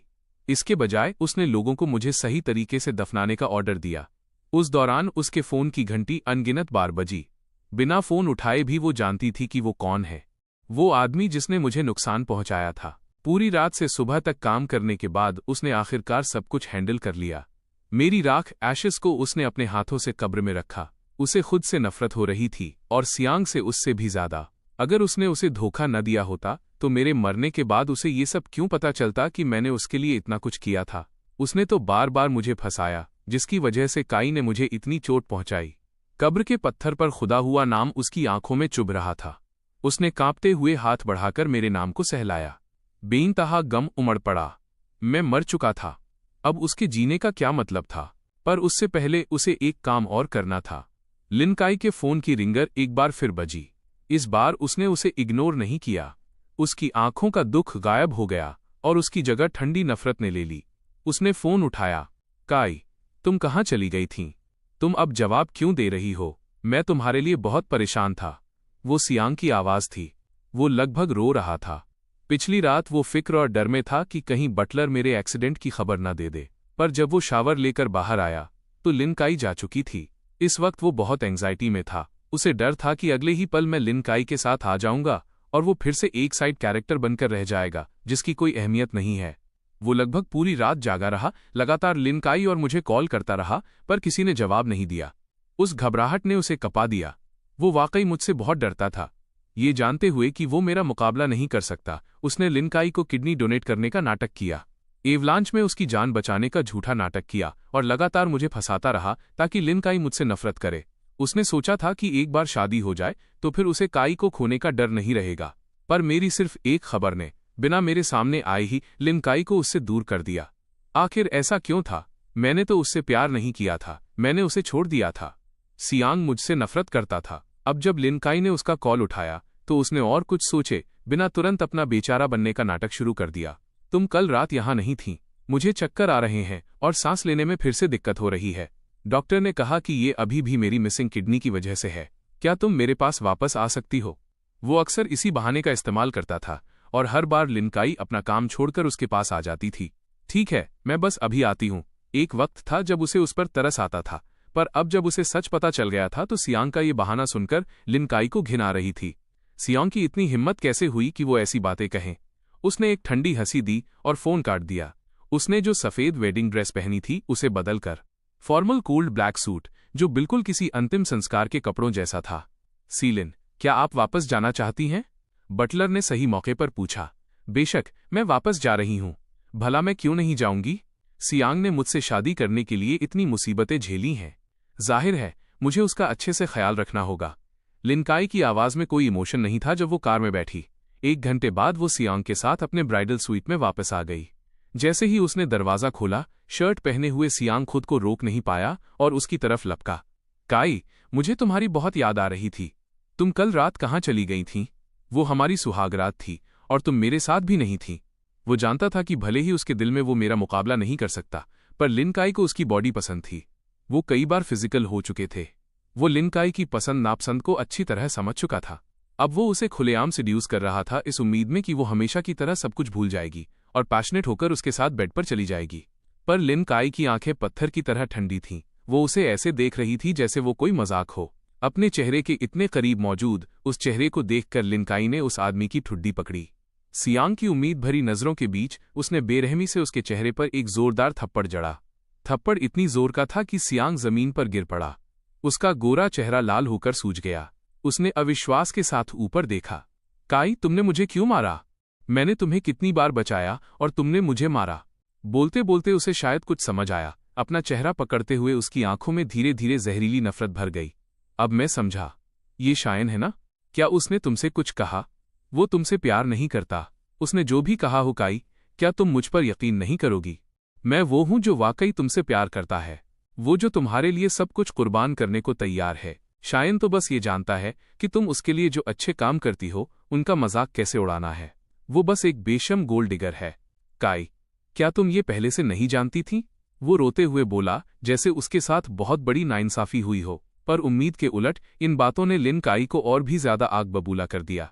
सियांग, तुम अपनी मौत मांग रहे हो।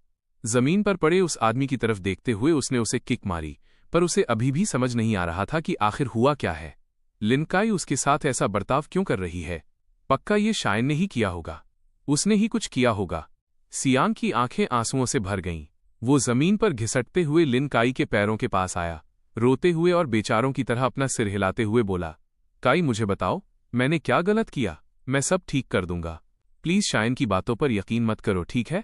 पर उस औरत की आंखों में अब पुराने प्यार का कोई निशान नहीं था। अगर बटलर ने इन्वेस्टिगेट किया होता तो मुझे कभी पता नहीं चलता कि तुम शुरू से मुझसे झूठ बोल रहे थे। तुम किडनी डोनर नहीं थे और नहीं तुमने मुझे उस एवलांच में बचाया था। उसने सब खत्म कर दिया। वो शायन था जिसने मेरे लिए सब कुछ कुर्बान कर दिया। फिर भी तुम्हारी इतनी हिम्मत कि तुमने उसके किए हुए कामों का क्रेडिट खुद ले लिया और लगातार उसे बदनाम करते रहे। सियांग, तुम्हारा कलेजा तो देखो। सियांग का चेहरा पीला पड़ गया। उसके हाथों ने लिन काई की पैंट को कसकर पकड़ लिया। उसकी आंखों में आंसू थे। मैं नहीं चाहता था कि ये सब ऐसा हो। काई, प्लीज मुझ पर यकीन करो। मैं बस तुमसे बहुत ज्यादा प्यार करता हूं। मैं नहीं चाहता कि शायन तुम्हें बार बार चोट पहुंचाए, तुम्हें अकेला छोड़ दे। अब हमारी शादी हो चुकी है। अब शायन की परवाह मत करो। क्या हम बस एक साथ खुशी खुशी नहीं रह सकते? मैं वादा करता हूं कि मैं खुद को बदल लूंगा। काई, मैं तुमसे भीख मांगता हूं। मुझे माफ कर दो। मैं अब तुम्हारा पति हूं।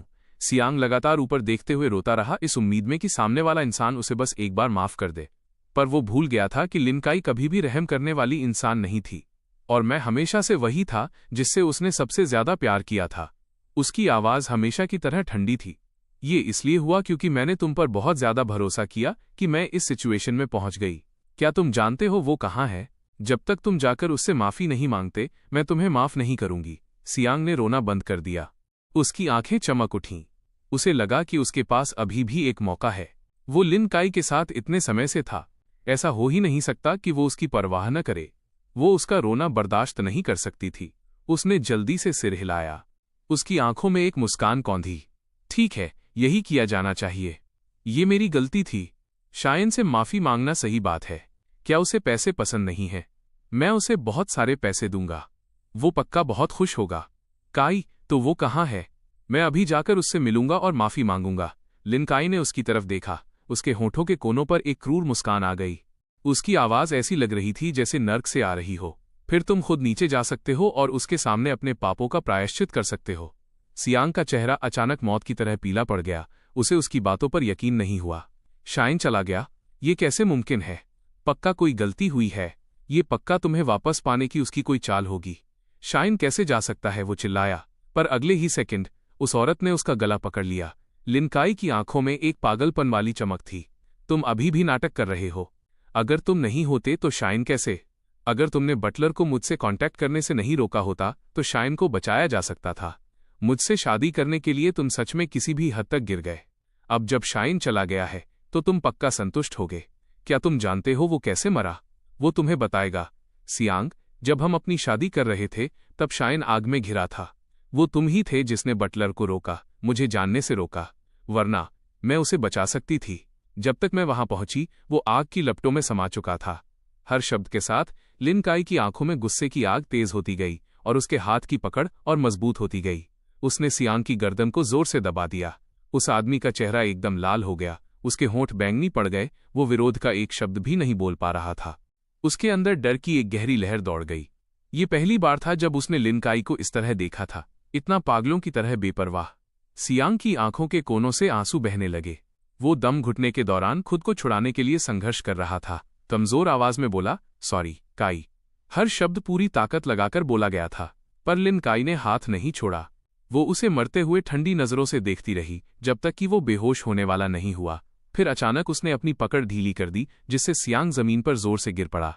तुम्हें इस तरह मरने देना तुम्हारे लिए बहुत आसान होगा। आज से तुम शायन को सब कुछ वापस करोगे। तुम वो सारा दर्द महसूस करोगे जिससे वो गुजरा था। सियांग जमीन पर औंधे मुंह पड़ा था, सांस लेने के लिए तड़प रहा था। अभी उसे लगा कि वो मरने वाला है, पर उसे जल्दी ही एहसास हो गया कि मर जाना बेहतर होता, क्योंकि लिन काई ने उसे बेरहमी से सजा सुना दी थी। जब सियांग की आंख खुली तो उसने खुद को एक एकदम अंधेरे बंद कमरे में पाया। जरा सी हलचल के साथ ही उसकी कमर का जख्म असहनीय रूप से दर्द देने लगा।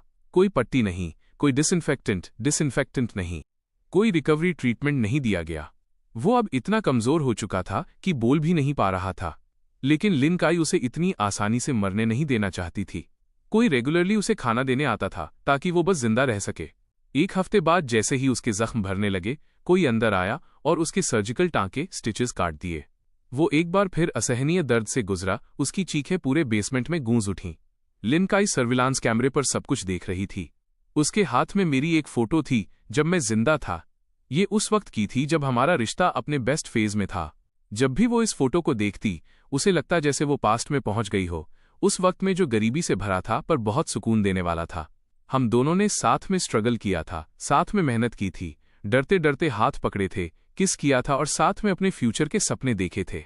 फिर मैंने पत्थर दिल बनकर उसे छोड़ दिया, और जब हम दोबारा मिले तो हालात बदल चुके थे और लोग जा चुके थे। उसकी यादों का वो मासूम और खूबसूरत इंसान अब मतलबी, नफरत के लायक और एक अजनबी बन चुका था। वो अब उसे पहचान नहीं पा रही थी। उसने पागलों की तरह मुझसे बदला लेना चाहा, ताकि मुझे पता चल सके कि उसे छोड़ना मेरी गलती थी। लेकिन काश तुम बस एक बार बोल देते, काश तुम कह देते कि तुम मुझसे प्यार करते हो। अगर तुम कह देते कि उस वक्त कोई वजह थी, तो वजह चाहे जो भी होती, मैं तुम पर यकीन कर लेती। पर क्यों? इतना सीधा सा सच तुम उसे समझ क्यों नहीं पाए? अगर तुम वाकई मुझसे प्यार नहीं करते थे, तो तुमने बार बार मुझे क्यों बचाया? लिन काई की आंखें लाल थीं, आंसू खामोशी से गिर रहे थे, और फोटो में मौजूद चेहरे पर ऐसे लग रहे थे जैसे हम दोनों के साझा आंसू हों। वो पछतावे से भरी थी। काश मैंने अपनी ईगो प्राइड छोड़ दी होती। पास्ट से क्या फर्क पड़ता था? फ्यूचर सबसे इंपॉर्टेंट है। मैंने सियांग की बातों पर यकीन क्यों किया और उसे इतनी बार चोट क्यों पहुंचाई? हमारे पास साथ रहने का साफ मौका था, और भी आंसू गिरे। लिन काई दबी आवाज में सिसक रही थी। वो दिन जब हम एक दूसरे से प्यार करते थे, अब एक भ्रम, एक कमजोर बुलबुले और एक दूर के सपने जैसे लग रहे थे, जो बहुत आसानी से कभी न लौटने वाला पास्ट बन चुके थे। वो कांपते हुए अपना माथा उस फोटो से टिकाकर बैठ गई। बटलर अंदर आया, ये सीन देखा और बोलने से पहले एक पल खामोश रहा। सीलिन, मिस्टर सियांग के जख्म अब चिंता की बात नहीं है। अच्छा, ऐसा है? लिन काई ने ऊपर देखा। हालांकि उसकी आंखें अभी भी लाल थीं, पर उसकी टोन में फिर से वही संजीदगी आ गई थी। तो फिर अगले स्टेप के साथ आगे बढ़ो। जी, सीलिन। बटलर बाहर चला गया। कुछ ही देर बाद सर्विलांस कैमरे पर देखा जा सकता था कि वो सियांग के लिए एक गिलास पानी लेकर आए। उस आदमी ने जल्दी जल्दी सारा पानी पी लिया, अपने सूखे गले को राहत दी, एक बूंद भी नहीं छोड़ी। पर जल्द ही ड्रग ने अपना असर दिखाया और सियांग का पूरा शरीर जलने लगा। ये वही चाल थी जो उसने कभी मेरे खिलाफ चली थी। उस रात अगर काई न होती तो मुझे जबरदस्ती किसी और के साथ फिजिकल होना पड़ता। अब सियांग इतना लकी नहीं रहने वाला था। लिन काई की आंखें बर्फ जैसी ठंडी थीं जब उसने देखा कि कई हट्टे कट्टे आदमी बेसमेंट में दाखिल हुए। नहीं, नहीं, मेरे पास मत आओ, सियांग चिल्लाया। पागलों की तरह अपने हाथ पैर मारने लगा, उन लोगों को पीछे धकेलने की कोशिश करने लगा। पर उसमें जरा भी ताकत नहीं थी और उन लोगों ने उसे आसानी से पकड़ लिया। ये टॉर्चर कई दिनों तक चला और सियांग की आंखें पथरा गईं। उसका चेहरा उम्मीद खो चुका था। वो जमीन पर किसी गंदे फटे हुए कपड़े की तरह पड़ा था जिसकी अब कोई गरिमा नहीं बची थी। 1 महीने से भी कम समय में उसका वजन बहुत गिर गया था। उसकी पुरानी चमक गायब हो चुकी थी। यहां तक कि जब लिन काई पास आई, उसने नोटिस भी नहीं किया। उसने नोटिस तक नहीं किया। वो औरत काफी देर तक उसे नीचे देखती रही। खुद पर किसी की नजर महसूस करके सियांग के सुस्त दिमाग ने धीरे धीरे रिएक्ट किया। उसकी नजरें धीरे धीरे फोकस हुईं। उस तरफ देखते ही उसने लिन काई को देखा। एक पल में उसे जैसे उम्मीद की किरण दिखी। वो अचानक रेंगते हुए आया और उसके पैर पकड़ लिए। काई, मुझे पता है मैं गलत था। मुझे वाकई पता है कि मैं गलत था। मुझे छोड़ दो। मैं तुमसे भीख मांगता हूं। मैं बदल जाऊंगा। तुम फिर कभी वो सब नहीं देखोगी। पहले जो भी हुआ मेरी गलती थी। जब तक तुम मुझे माफ कर दोगी, मैं कुछ भी करने को तैयार हूं। काई, मुझे बचा लो। अब ये सब और मत करो। मैं डर गया हूं। मैं वाकई बहुत डर गया हूं। उस आदमी की आंखों में डर असली था, पर उसके पास अभी भी माफ किए जाने का मौका था, जबकि मेरे पास कुछ नहीं बचा था। ये सोचकर लिन काई का दिल पत्थर सा रहा जब उसने सियांग की दयनीय हालत को देखा। जब तक तुम एक आखिरी काम नहीं करते और शाइन का सारा उधार नहीं चुका देते, मैं तुम्हें माफ कर दूंगी। उसने एक ऐसा लालच दिया जिसे ठुकराना सियांग के लिए मुश्किल था। इस नर्क जैसे कमरे से निकलने के लिए वो कुछ भी करने को तैयार था। उसने पागलों की तरह सिर हिलाया। मैं कुछ भी करूंगा। काई, प्लीज मुझे माफ कर दो। मैंने हमेशा तुमसे प्यार किया है। सियांग ने प्यार भरी नजरों से उसकी ओर देखा। लिन काई ने एक ठंडी हंसी दी। उसे ये नहीं बताया कि करना क्या है और बेसमेंट से बाहर निकल गई। सियांग को जल्द ही पता चल गया जब किसी ने बेसमेंट में पेट्रोल डाल दिया, जिसकी तीखी गंध उसके नथुनों में भर गई। जैसे ही सियांग का चेहरा पीला पड़ा, एक चिंगारी ने बेरहमी से सब कुछ आग के हवाले कर दिया। उसके चेहरे के भाव प्यार से बदलकर खौफ में बदल गए। आग भड़क उठी, बिल्कुल उस दिन जैसी आग। काई, लिन काई, तुम ऐसा नहीं कर सकती। काई, मुझसे गलती हो गई। वो पागलों की तरह दरवाजा पीटने लगा, मदद के लिए गिड़गिड़ाने लगा। घना धुआं और लपटें उसके ठीक बगल में थीं। वो बेबसी में रोया, पर किसी ने उसकी पुकार का जवाब नहीं दिया। उसका चेहरा आखिरकार नफरत में बदल गया। जैसे ही वो आग की लपटों में समा रहा था, वो पागलपन की हद तक पहुंच गया, हर किसी से नफरत करने लगा। ऐसा क्यों था कि इतना सब होने के बाद भी लिन काई उसी के लिए तड़प रही थी, उसे छोड़ नहीं पा रही थी? ऐसा क्यों था कि वो जो सिर्फ खुशियां चाहता था उसे इस तरह टॉर्चर किया गया? ये सब तुम्हारी गलती है लिन काई। तुम्हें शायन कभी नहीं मिलेगा। वो तुमसे कभी प्यार नहीं करेगा। आग ने उसके शरीर को निगल लिया। बहुत जल्दी सारे जहरीले श्राप गायब हो गए। आग एक दिन और एक रात तक चलती रही। बेसमेंट की हर चीज राख बन गई, बिल्कुल उस दिन की तरह जब तक आखिरी चिंगारी नहीं बुझ गई, बंद दरवाजा नहीं खोला गया। सियांग पूरी तरह से जलकर काला पड़ चुका था। उसका चेहरा पूरी तरह बर्बाद हो गया था। वो देखने में बहुत भयानक लग रहा था, पर उसकी सांसें अभी भी चल रही थीं, क्योंकि ये आग उसे तड़पाने के लिए थी, मारने के लिए नहीं। लिन काई ने बेरुखी से एक नज़र डाली और बटलर को बुलाया। अगर वो मेरे पास रहना चाहता है तो उसे ये पता होना चाहिए कि मेरी आंखों में सिर्फ शायन है। इसे प्लास्टिक सर्जरी हॉस्पिटल ले जाओ। जमीन पर पड़ा वो आदमी एक शब्द भी नहीं कह सका। उसकी आंखें फटी हुई थीं जिनमें जहरीली नफरत भरी थीं। उसके शरीर की सारी स्किन बदल दी गई। उसके चेहरे की हड्डियों को तराशा गया और स्किन ग्राफ्टिंग की गई। धीरे धीरे उसे बिल्कुल मेरी तरह दिखने वाला बना दिया गया। तीसरे दिन जाकर उसके चेहरे की सर्जरी पूरी हुई और उसके जलने का इलाज शुरू हुआ। 3 महीने बाद वो पूरी तरह ठीक हो गया और उसका चेहरा अब अपने पुराने रूप में नहीं पहचाना जा सकता था। वो बिल्कुल मेरी तरह दिख रहा था। शीशे में अपना चेहरा देखकर सियांग ने गुस्से में पास की हर चीज को तोड़ना शुरू कर दिया। वो अपने दिल की आग को चिल्लाकर बाहर निकाल रहा था। वो ब्राइडल स्वीट जिसके लिए वो हमेशा तरसता था, अब उसकी जेल बन चुका था। उसके इस पागलपन की किसी को परवाह नहीं थी। बटलर ने बेरुखी से उसे याद दिलाया, सर, सीलिन जल्द ही घर आने वाली हैं। बस इसी एक जुमले ने सियांग को तुरंत आंसू बहाने पर मजबूर कर दिया। वो हर चीज से खौफजदा था। रात के 8 बजे लिन काई सही वक्त पर घर लौटी। सियांग ने जैसा सोचा था उसके उलट, वो अपने साथ एक और मर्द को लेकर आई थी। काई? सियांग डर के मारे आगे बढ़ा। उसकी नज़र दूसरे जवान लड़के पर पड़ी। वो बिल्कुल सियांग के पुराने रूप जैसा दिख रहा था। इसने उसके दिल के दर्द को और गहरा कर दिया। वो ये नहीं समझ पा रहा था कि लिन काई किससे प्यार करती है, मुझसे या उससे। लेकिन वो सिर्फ इतना जानता था कि उसने इसके लिए बहुत बड़ी कीमत चुकाई है। लिन काई के पास उसके अलावा और कोई नहीं हो सकता था, सिर्फ वही होना चाहिए था। घर में गर्भ निरोधक कॉन्ट्रासेप्टिव्स खत्म हो गए हैं। जाओ मेरे लिए कुछ ले आओ। लिन काई ने उस लड़के को गले लगाया। सियांग कांप उठा। वो अपने आंसू गिरने से नहीं रोक पाया। लिन काई काफी समय से उसके साथ करीब नहीं हुई थी। वो उसे हमेशा गंदगी और घृणा की नजरों से देखती थी। अब वो इस लड़के के साथ इन्वॉल्व होना चाहती है जो कहीं से भी उठकर आ गया है। उसने उस लड़के को घूर कर देखा, जैसे उसे जिंदा चबा जाएगा। तुम्हारी हिम्मत कैसे हुई मेरी औरत को सिड्यूस करने की? तुम प्रिटी बॉय। ये कड़वे शब्द शायद अनगिनत औरतों ने उसे कहे थे। इससे पहले कि वो अपनी बात पूरी करता, लिन काई ने बेरहमी से उसके चेहरे पर एक थप्पड़ जड़ दिया। उसके चेहरे पर एक मजाक भरी मुस्कान थी। उस वक्त शायन ऐसी बातें नहीं करता था। क्या तुम फिर से भूल गए? सियांग कुछ कहना चाहता था, पर लिन काई के सामने वो सिर्फ अपने आंसू पीकर रह गया और उन दोनों को मास्टर बेडरूम में जाते हुए देखता रहा। कुछ ही देर में उन दोनों की आवाजें दरवाजे के बाहर तक गूंजने लगीं, जिसने सियांग को लगभग पागल कर दिया। उसने लिविंग रूम में अपनी पहुंच की हर चीज को तोड़ डाला, अपनी भावनाओं को बाहर निकाला। आखिर क्यों शायन के चले जाने के बाद भी लिन काई उसकी तरफ एक बार भी नहीं देखती? उसने साफ तौर पर इतनी भारी कीमत चुकाई थी। सियांग नफरत से भर गया। काफी समय बाद वो उसे उस कमरे में ले आया जिसे उसने अपना समझा था। सियांग की आंखें खून की तरह लाल थीं। वो सामने वाले इंसान को नफरत से घूर रहा था, पर उस लड़के ने बस बेरुखी से मुस्कुराया और फिर उसके चेहरे पर एक जोरदार थप्पड़ जड़ा।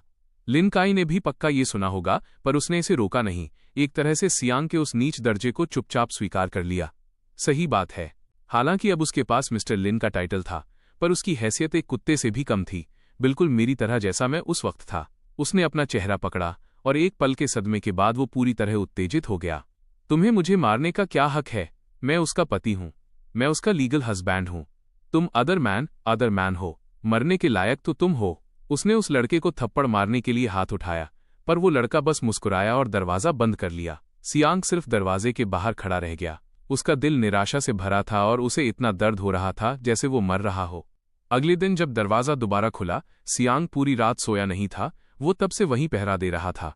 जब उसने आखिरकार लिन काई को देखा तो वो बेतहाशा आगे बढ़ा। काई, प्लीज ऐसा मत करो। हालांकि मैंने तुमसे झूठ बोला, पर मैं तुमसे वाकई प्यार करता हूं। मैंने तुम्हें कई सालों तक चाहा है। मेरे साथ ऐसा बर्ताव मत करो। शायन अब चला गया है। मैंने अपने किए हुए पापों का प्रायश्चित कर लिया है। अब मुझे इस तरह और मत तड़पाओ।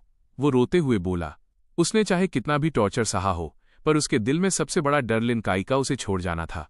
अब उसके पास बाहर निकलने का कोई रास्ता नहीं था। उसके पास अब सिर्फ लिन काई बची थी। वो मेरा सब्स्टिट्यूट बनकर रहने को तैयार था।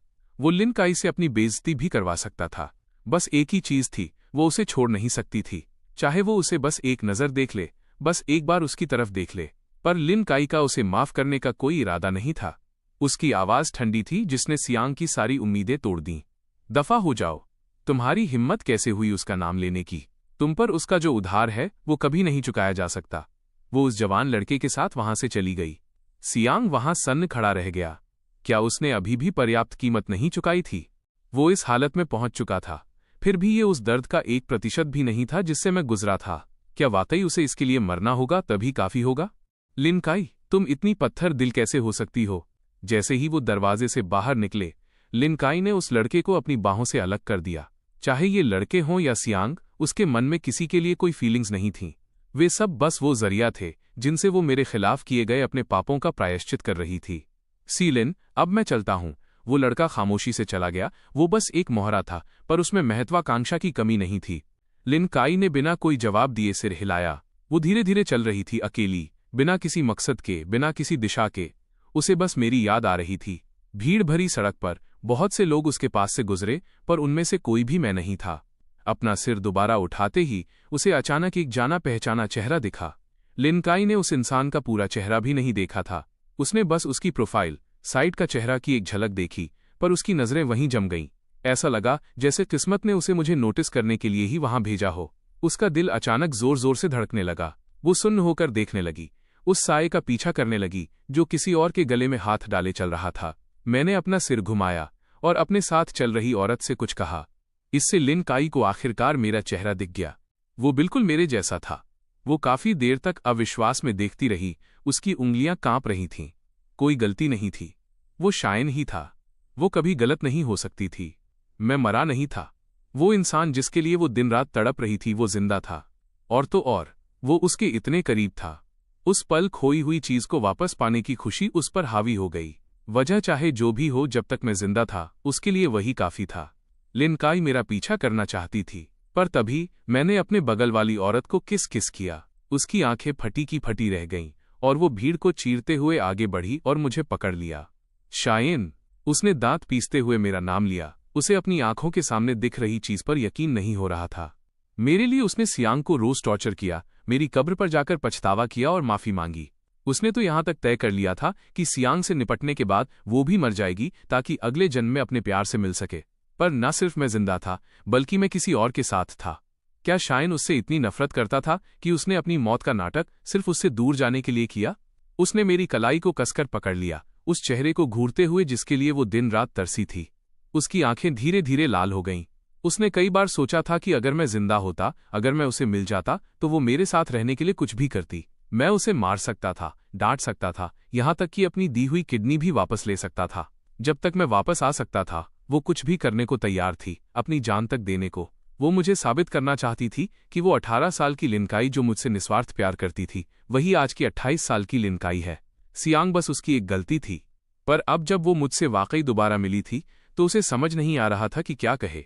मैंने चिड़चिड़े भाव से उसका हाथ झटक दिया। तुम कितनी परेशान करने वाली हो लिन काई? क्या मैं अपनी मौत का नाटक करके भी तुमसे नहीं बच सकता? उस एक जुमले ने लिन काई के दिल पर गहरा घाव कर दिया, जिससे उसका दम घुटने लगा। अभी एक पल पहले वो सोच रही थी कि शायद कोई गलत फहमी हुई है। उसे कभी उम्मीद नहीं थी कि यही सच होगा। क्यों? तुमने ऐसा क्यों किया? वो कांपते हुए बस यही एक जुमला बोल पाई। जब मैंने पास्ट में उसे छोड़ा था, तब भी लिन काई ने यही पूछा था। अब जब मैंने उससे दूर जाने के लिए अपनी मौत का नाटक किया, तब भी उसे समझ नहीं आ रहा था कि क्यों। क्या तुम वाकई मुझसे बिल्कुल प्यार नहीं करते? क्या तुम्हें मेरी जरा भी परवाह नहीं है? फिर तुमने मुझे क्यों बचाया? तुमने मुझे अपनी किडनी क्यों दी? बस मुझे एक वजह दे दो, चाहे वो झूठ ही क्यों ना हो। मैं तुम पर यकीन कर लूंगी। पर कोई वजह नहीं थी। मैं आज भी उतना ही ठंडा और पत्थर दिल था जैसा उस साल था। बेशक मुझे तुमसे नफरत है, मैं तुम्हें देखना भी नहीं चाहता। लिन काई, उम्मीद है कि तुम्हें अब अपनी असलियत समझ आ गई होगी। बस ये मान लो कि मैं उस आग में मर गया था। अब मेरा एक नया नाम है। मेरा नाम फू यू है। मैं हल्का सा मुस्कुराया। तुम ऐसे कैसे हो सकते हो? उसने हमें अपनी आंखों के सामने से जाते हुए देखा, जब तक कि हम ओझल नहीं हो गए, और फिर वो जमीन पर गिरकर चीखने लगी। सड़क पर चलते अनगिनत लोग उससे डर गए। उसे पागल औरत कहने लगे।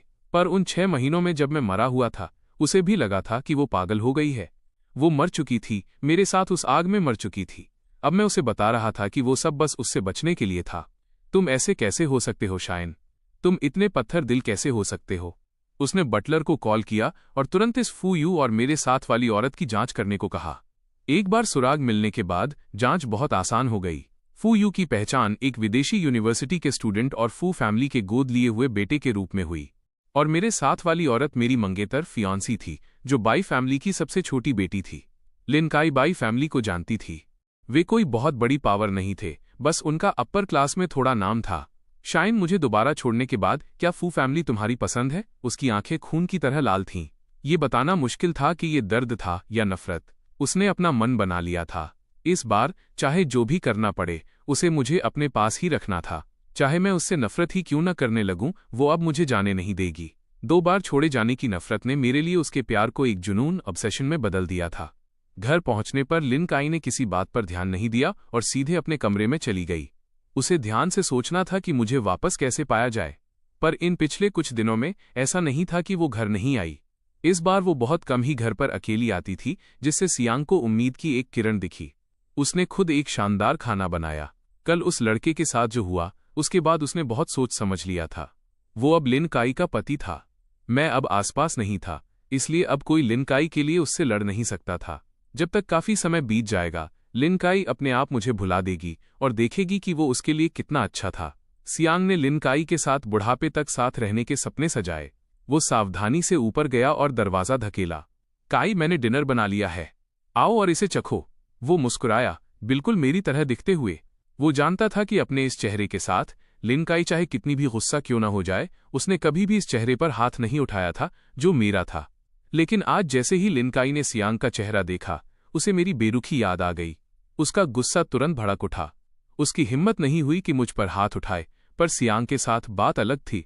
उसकी तरफ देखते हुए वो बिना किसी इमोशन के बोली, यहां आओ सियांग, मुझे तुम्हें देखने दो। उस आदमी का चेहरा खुशी से चमक उठा और वो कुछ कदम चलकर उस औरत के सामने खड़ा हो गया। इस चेहरे ने शुरुआत में हड्डियों को तराशने और स्किन को घिसने का दर्द सहा था। 3 दिनों तक मॉडिफिकेशन चले थे ताकि वो बिल्कुल मेरी तरह दिख सके। लिन काई ने सियांग की ठुड्डी पकड़ी और उसके दिल में बेइंतहा नफरत जाग उठी। जाओ और इस चेहरे को बर्बाद कर दो, उसने कहा और उसे छोड़ दिया। क्या? सियांग को यकीन नहीं हुआ। उसे लगा कि उसने गलत सुना है। लिन काई उसे अपना ये चेहरा बिगाड़ने के लिए कैसे कह सकती थी, जो बिल्कुल मेरे जैसा दिखता था? क्या तुम्हें समझ नहीं आया? मैंने कहा इस चेहरे को खत्म कर दो। वो अचानक दहाड़ी। सियांग इतना डर गया कि वो कांपने लगा। उसने टेबल पर एक फोल्डर देखा। हालांकि अंदर मौजूद आदमी का नाम फू यू था, पर उसने भी लिन काई की तरह एक झलक में पहचान लिया कि वो मैं हूं। सिर्फ मैं ही लिन काई को इस तरह बिहेव करने पर मजबूर कर सकता था। शायन मरा नहीं था। एक पल में सियांग का चेहरा सफेद पड़ गया। क्योंकि शायन जिंदा था, इसलिए वो चाहती थी कि वो खुद को बदसूरत, डिस्फिगर बना ले। लिन काई ने कभी उसकी परवाह ही नहीं की थी। इस पल सियांग को ये बात एकदम साफ समझ आ गई। उसका दिल अचानक निराशा से भर गया। वो चाहे जो भी कर ले, लिन काई के दिल में उसकी कीमत मेरे एक बाल के बराबर भी नहीं थी। और वो बेवकूफ की तरह सोच रहा था कि बुरा वक्त बीत चुका है और अगर वो तमीज से रहेगा तो लिन काई उसे अपना लेगी। पर यह बेकार था। शायन जिंदा हो या मर जाए, लिन काई उसे कभी नहीं देखेगी। वो तो मेरे प्रति अपने पछतावे की वजह से खुद को भी अंतहीन टॉर्चर करती रहेगी। गलती उसकी थी, पर क्या लिन काई गलत नहीं थी? सियांग एक ठंडी हंसी हंसा। उसके मन में उसके लिए जो प्यार था वो अब पूरी तरह खत्म हो चुका था और उसकी जगह सिर्फ नफरत बच गई थी। क्या तुम बहरे हो? तुमने अभी तक किया क्यों नहीं? लिन काई ने अपनी भौहें सिकोड़ी। सियांग ने पहले कभी उसकी बात नहीं टाली थी। मैं ये क्यों करूं? अगर उसका कोई उधार है तो वो तुम पर है। पर कई दिनों के टॉर्चर ने सियांग को टूटने पर मजबूर कर दिया था। ये खबर कि मैं जिंदा हूं उसके लिए आखिरी तिनका साबित हुई, जिसने उसे पूरी तरह तोड़ दिया। उसे यकीन नहीं हो रहा था कि वो अभी भी ये सोच रहा था कि उसका किया हुआ कुछ भी मेरे मुकाबले कम पड़ रहा है। उसने नफरत से लिन काई की तरफ देखा। क्या वो तुम्हारे दिल में इतना इंपॉर्टेंट है? हालांकि उसने तुम्हें बार बार छोड़ा, फिर मेरा क्या? मैं आखिर हूं क्या? मैंने भी तुम्हें इतने सालों तक प्यार किया है। लिन काई, तुम पक्का कभी मुझे पसंद करती थी, है ना? वरना तुम मुझसे शादी के लिए हाँ क्यों करती? वो शायन कब का मर चुका है। उसे अब तुम नहीं चाहिए। क्या तुम बस एक बार मेरी तरफ नहीं देख सकती? वो तब तक चिल्लाया जब तक उसकी आवाज भारी नहीं हो गई। पर इन शब्दों ने लिन काई को और भी ज्यादा गुस्सा दिला दिया। उसने सियांग को गले से पकड़ा और उसे टेबल पर पटक दिया। उसकी आंखें पागलपन से भरी थीं। मैंने तुम्हें कभी पसंद नहीं किया, जरा सा भी नहीं सियांग। वो तुम ही थे जिसने कार एक्सीडेंट का नाटक किया ताकि मुझे शादी के लिए मजबूर कर सको। इसके अलावा शायन अब मरा नहीं है, उसने मुझे छोड़ा नहीं है। वो वापस मेरे पास आएगा, मैं उससे शादी करूंगी, मैं उसके साथ बूढ़ी होंगी। तुम्हारी हिम्मत कैसे हुई खुद को शायन से कंपेयर करने की? सच्चा दुख और कुछ नहीं बल्कि एक मरा हुआ दिल है। सियांग की आंखों में आंसू भर आए। वो पहले तो हल्का सा हंसा, फिर पागलों की तरह अट्टहास करने लगा। उसकी आंखों में नफरत और मजाक भरा था। तुम ही थी जो शायन को रोक नहीं पाई, तुम ही थी जिसने पैसों का इस्तेमाल करके उसे बार बार नीचा दिखाया। ये सब तुमने किया लिन काई। तो क्या हुआ अगर उसने तुम्हें बचाया? उसने बहुत पहले तुमसे प्यार करना छोड़ दिया था। अब सिर्फ तुम ही हो जो आगे नहीं बढ़ पा रही हो। लिन काई, आखिरकार तुम्हें वही मिला जिसके तुम लायक हो। तुम और शायन कभी एक साथ नहीं हो पाओगे। उसकी आंखों की नफरत ने लिन काई को डरा दिया। हालांकि उसने अपनी पूरी ताकत लगा दी, पर इस आदमी ने अब उससे माफी नहीं मांगी। वो बस उसका मजाक उड़ाता रहा, उसे कोसता रहा। नर्क की कीचड़ की तरह इसने लिन काई की आंखों में घबराहट की एक लकीर पैदा कर दी। चुप हो जाओ, शायन और मैं एक साथ रहेंगे। हम हमेशा खुश रहेंगे। हम फिर कभी अलग नहीं होंगे। लिन काई ने एक गहरी सांस ली। उसे अचानक बहुत थकान महसूस हुई। दरवाजे पर दस्तक हुई। बटलर अंदर आया। सियांग को जमीन पर देखकर वो ज्यादा हैरान नहीं हुआ। सीलिन, 2 दिनों में बाई फैमिली एक पार्टी होस्ट कर रही है, क्या आप उसमें शामिल होंगी? मैंने सुना है कि वे ऑफिशियली शायन और मिस बाई की शादी का अनाउंसमेंट करने वाले हैं। लिन काई ने अपना माथा रगड़ा। उसकी आवाज धीमी थी। हम जाएंगे। न सिर्फ मैं जाऊंगी बल्कि मैं एक बहुत बड़ा गिफ्ट भी तैयार करूंगी। मैं बाई फैमिली से मिलना चाहती हूं। उनकी हिम्मत कैसे हुई मेरे आदमी को चुराने की? इसके अलावा सीलिन, हमें कुछ अजीब पता चला है। ये बाई फैमिली की यंग लेडी के बारे में है। लिन काई ने अपनी आंखें खोलीं। ये सच है कि मिस बाई विदेश से लौटी हैं, पर उनका फैमिली बिजनेस सिर्फ उतना नहीं है जितना दिखता है। अगर शायन उनकी फैमिली ज्वाइन करता है तो मुझे डर है। बटलर ने संक्षेप में बताया जो उन्होंने इन्वेस्टिगेट किया था। जितना ज्यादा उसने सुना, लिन काई उतनी ही खौफजदा होती गई। वे मेरे साथ बिल्कुल भी ईमानदार नहीं थे। अगर मैं वहां गया तो पक्का मेरा तब तक इस्तेमाल किया जाएगा जब तक कुछ बाकी न रह जाए। लिन काई ने अपनी मुट्ठियां भींच लीं। उसकी आंखें गुस्से से भर गईं। कुछ दिनों बाद बाई फैमिली की पार्टी अपने तय समय पर हुई। बाई फैमिली के इन्फ्लुएंस को देखते हुए इस पार्टी में सिर्फ कुछ दोस्त और रिश्तेदार ही मेहमान थे। वहां कोई बड़े बिगविग्स नहीं आने वाले थे। किसी को उम्मीद नहीं थी कि लिन काई यहां आएगी। सीलिन, खराब स्वागत के लिए मैं बहुत माफी चाहता हूं। ये सोचकर ही खुशी हो रही है कि आप मेरी इस छोटी सी पार्टी की शोभा बढ़ाने आईं। बाई फैमिली का मौजूदा सीईओ एक साथ खुश भी था और डरा हुआ भी। उन्होंने कभी नहीं सोचा था कि वे सीलिन जैसी बड़ी हस्ती से जान पहचान कर पाएंगे। मेरे पति को इसमें इंटरेस्ट है, इसलिए मैं देखने आई हूं कि वो यहाँ कौन सा खेल खेल रहा है। लिन काई का चेहरा एकदम सपाट था। ओह, क्या ऐसा है? मुझे वो दिख क्यों नहीं रहे? मैं अपने बच्चों को बुलाता हूं ताकि वे उन्हें थोड़ा एंटरटेन कर सकें। सीईओ ने बहुत तमीज से बात की। वजह चाहे जो भी हो, लिन काई का आज उनकी पार्टी में होना ही अपने आप में बहुत बड़ी बात थी। उसने बाकी मेहमानों को इग्नोर किया और सारा ध्यान लिन काई के साथ रहने पर लगा दिया। वो लिन काई को बाई फैमिली के बिजनेस और आज की पार्टी के असली मतलब के बारे में बता रहा था। सच तो ये है कि मेरी नालायक बेटी फू फैमिली के एक जवान लड़के को पसंद करती है और उसी से शादी करने की जिद पर अड़ी है। हालांकि हम लिन फैमिली की दौलत का मुकाबला तो नहीं कर सकते, पर फिर भी हमें कम से कम फॉर्मेलिटीज तो निभानी ही पड़ती हैं। इसलिए हम इस शादी को ऑफिशियल करने के लिए दोनों बच्चों की पहले सगाई एंगेजमेंट करवा रहे हैं। सीईओ बाई ने हंसते हुए कहा। लिन काई ने बेरुखी से जवाब दिया। उसे तब तक कोई फर्क नहीं पड़ा जब तक लाइटें धीरे धीरे मध्यम नहीं हो गईं और सारा फोकस स्टेज पर नहीं आ गया। तभी लिन काई की नजरें गंभीर हो गईं। हालांकि ये सिर्फ एक सगाई थी, पर हाथ में हाथ डाले ऊपर आ रहे दोनों लोगों ने फॉर्मल कपड़े पहने हुए थे। मैंने ब्लैक सूट पहना था और बाई शाओलान ने सफेद वेडिंग ड्रेस। ये पहली बार था जब लिन काई ने मुझे शादी के कपड़ों में देखा था। उस औरत की नजरें उसी साये पर टिक गईं जिसके सपने वो दिन रात देखती थी। हेलो मेहमानों, आप सबका स्वागत है और हमारी बाई फैमिली की पार्टी में आने के लिए शुक्रिया। आज हम एक जरूरी बात अनाउंस करने वाले हैं, वो ये कि मैं बाई शाओलान फू फैमिली के फूयू से सगाई करने जा रही हूँ। वो औरत बहुत चमकते हुए मुस्कुराई। उसने मेरा हाथ थामा जिस पर एक चमकती हुई अंगूठी पहनाई गई थी। सबने तालियां बजाईं। पास खड़े सीईओ बाई की मुस्कुराहट से उनके चेहरे की झुर्रियां साफ दिख रही थीं। सिर्फ लिन काई बिना हिले डुले स्टेज पर मौजूद इंसान को एकटक देखती रही। सीलिन, क्या आपके पति अभी तक नहीं पहुंचे? ये नोटिस करते हुए कि लिन काई का मूड कुछ ठीक नहीं लग रहा, सीईओ बाई ने देरी नहीं की और फिक्र के साथ पूछा। लिन काई ने उसकी तरफ नहीं देखा। वो अभी भी मुझे ही देख रही थी और धीरे से फुसफुसाई, वो यही है, कितना हैंडसम है। ठीक इसके बाद वो खड़ी हो गई, जिसकी वजह से मुस्कुराते हुए मेरी नज़र तुरंत लिन काई पर पड़ी। वो वाकई यहां भी आ गई थी। एक पल के लिए मैंने कुछ नहीं सोचा, मैं उसे हैरानी से देखता रहा। मुझे यकीन नहीं हो रहा कि मैंने इतनी कड़वी बातें कही थीं, फिर भी लिन काई ने मेरा पीछा किया। वो मेरी सगाई की सेरेमनी में भी आ गई। मेहमानों की भीड़ के बीच हम दोनों ने दूर से एक दूसरे को देखा। ऐसा लग रहा था जैसे हमारी आंखों में सिर्फ सामने वाला इंसान ही मौजूद हो। कहने को 10,000 बातें थीं, पर इस पल हम जैसे एक दूसरे के दिल की बात समझ गए थे। लिन काई का दिल तेजी से धड़कने लगा, पता नहीं क्यों, पर उसे यकीन था कि मैं आज भी उससे प्यार करता हूं। हालांकि मैंने अब अपना नाम बदलकर फुयू रख लिया था और मैं भी समझ गया था कि लिन काई क्या करना चाहती है। मेरा चेहरा घबराहट से पीला पड़ गया। मैं लिन काई को कदम दर कदम ऊपर आते हुए नहीं देख सकता था। आप सबकी दुआओं के लिए शुक्रिया। आज एक शुभ दिन है। मुझे यकीन है किसी को कोई ऐतराज ऑब्जेक्शन नहीं होगा, है ना? बाई शाओलान ने मजाक किया। सब लोग जाहिर तौर पर हंस पड़े, पर लिन काई की मजबूत आवाज ने उस शोर को चीर दिया और हर तरफ साफ गूंजी। मुझे ऐतराज है। वो स्टेज पर मेरे सामने आ खड़ी हुई थी। सी लिन। हालांकि शाओलान अभी हाल ही में देश लौटी थी, पर उसने लिन फैमिली की साख के बारे में सुन रखा था। एक पल के लिए उसे समझ नहीं आया कि क्या हो रहा है। हालांकि लिन काई ने उसे एक नज़र तक नहीं देखा। उसकी आंखें हमेशा मेरे चेहरे पर टिकी थीं। उसकी आवाज नरम हो गई। शायन, नहीं, फुयू मेरे साथ चलो, मैं तुमसे प्यार करती हूं। ऐसा लगा जैसे वो सालों पहले वाले उस वक्त में लौट गई हो जब उसने मुझसे इजहार किया था। उसने मुझे बेताबी से पर पूरी गहराई से देखा। उसकी आंखों में सिर्फ मैं था। लिन काई, तुम बार बार समझने से मना क्यों कर रही हो?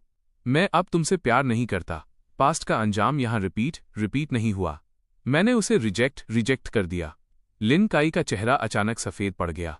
उसने अचानक मेरा हाथ कसकर पकड़ लिया। नहीं, तुम्हें मेरे साथ चलना होगा। बाई शाओलान ठीक नहीं है। वो तुम्हारी मौत की वजह बनेगी। मैं जो कह रही हूं वो सच है। उसका बिजनेस विदेश में सब। बस बहुत हुआ। मैंने उसका हाथ झटक दिया। मेरी आंखों में निराशा, गुस्सा और फटकार थी। अगर कोई चीज गायब थी तो वो था उसके लिए प्यार। तुमने लिन काई का दिल इतनी बेरहमी से छलनी कर दिया था। तुम्हारे साथ रहना ही मेरी मौत की वजह बनेगा। तुमने मुझे सियांग को खून देने के लिए मजबूर किया। तुमने पैसों से अनगिनत बार मेरी बेइज्जती की। असली नीच इंसान तो तुम हो। बड़ी मुश्किल से मैंने तुम्हें छोड़ा था। तुम फिर से मुझे ढूंढने क्यों आई? मुझे बाई शाओलान पसंद है। मैं बाई शाओलान से प्यार करता हूं। वो तुम्हारी तरह नहीं है। वो मुझे चोट नहीं पहुंचाएगी। लिन काई, क्या तुम्हें लगता है हर कोई तुम्हारी तरह है? मैंने पूरे यकीन के साथ कहा। मेरी सांसें उखड़ी हुई थीं, जैसे मैं चिल्लाने में अपनी पूरी ताकत लगा रहा था। मेरी आंखें लाल थीं, पर उस औरत की आंखें मुझसे भी ज्यादा लाल थीं। आंसू बहने लगे। क्या तुम वाकई मुझसे अब बिल्कुल प्यार नहीं करते? उसकी आवाज कांप रही थी। मैं तुमसे बिल्कुल प्यार नहीं करता। शायद पहले करता था, पर अब मेरी जिंदगी में कोई नया इंसान है। फिर तुमने उस एवलांच के दौरान मुझे किडनी क्यों डोनेट की? तुमने मुझे बचाने के लिए अपनी जान जोखिम में क्यों डाली? वो सब पास्ट की बात है। लिन काई, क्या तुम्हें समझ नहीं आता? वो सब गुजरा हुआ वक्त है। मैं बेबसी में चिल्लाया। मैं उसे बिल्कुल नहीं देखना चाहता था। क्या तुम बस यहां से दफा हो सकती हो? क्या तुम मेरे सामने आना बंद कर सकती हो? मैं तुम्हें बिल्कुल नहीं देखना चाहता। लिन काई, मुझे तुमसे नफरत है। मेरी इस पागलपन भरी चीख ने लिन काई की आखिरी मानसिक दीवार भी तोड़ दी। वो बस सुन्न होकर मुझे देखती रही। उसका दिल अंतहीन दर्द से भर गया। तो आखिरकार मैंने उसे खो ही दिया। उसने और कुछ नहीं कहा, बस मुझे देखती रही। पर सगाई की पार्टी उसकी रुकावट की वजह से रुकने वाली नहीं थी।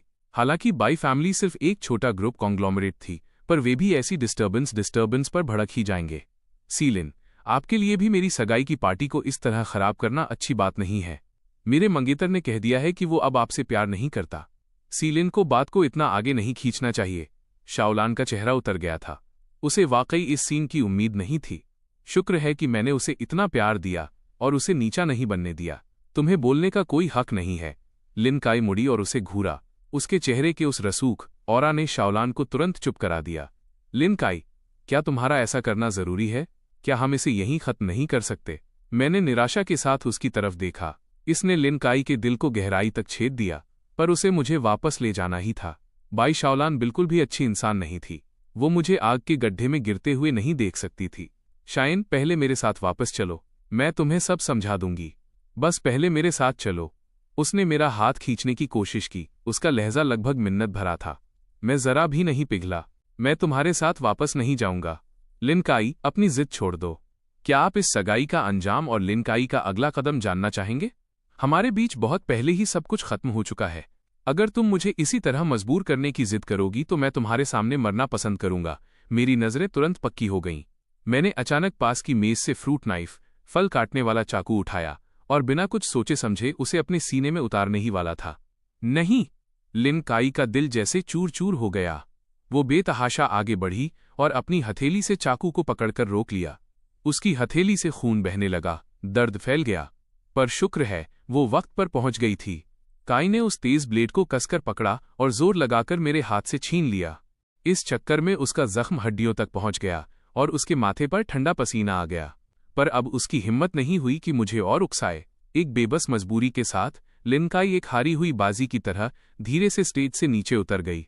तभी बाई शाओलान को एहसास हुआ कि क्या हुआ है। उसने जल्दी से मुझे गले लगाया और फिक्र से पूछा, फूयू, क्या तुम ठीक हो? तुम इतने इमोशनल क्यों हो गए थे? अगर तुम्हें चोट लग जाती तो? मैं ठीक हूं शाओलान। मैंने अपने आंसू रोकते हुए जबरदस्ती एक मुस्कान दी। लिन काई आज भी वैसी ही थी। जब भी मैं खतरे में होता वो सब कुछ भूलकर दौड़ी चली आती, पर इसी वजह से हमें एक दूसरे से दूर रहना था। मैं उसे इस सब में घसीटना नहीं चाहता था। उस अकेले जाते हुए साये को देखकर मैं अपनी सिसकियां नहीं रोक सका। शाओलान को लगा कि मैं डर गया हूं और उसने मुझे तसल्ली देने के लिए गले लगा लिया। कोई नहीं जानता था कि मेरा दिल भी बेइंतहा दर्द में था। लिन काई के उस हंगामे के बावजूद सगाई की पार्टी खत्म हुई। मैंने भी अपनी भावनाओं को संभाला। चलो आज घर चलते हैं। मैं तुम्हें पुराने विला ओल्ड हाउस ले जाऊंगी ताकि तुम बड़ों से मिल सको, शाओलान ने एक्साइटमेंट के साथ कहा।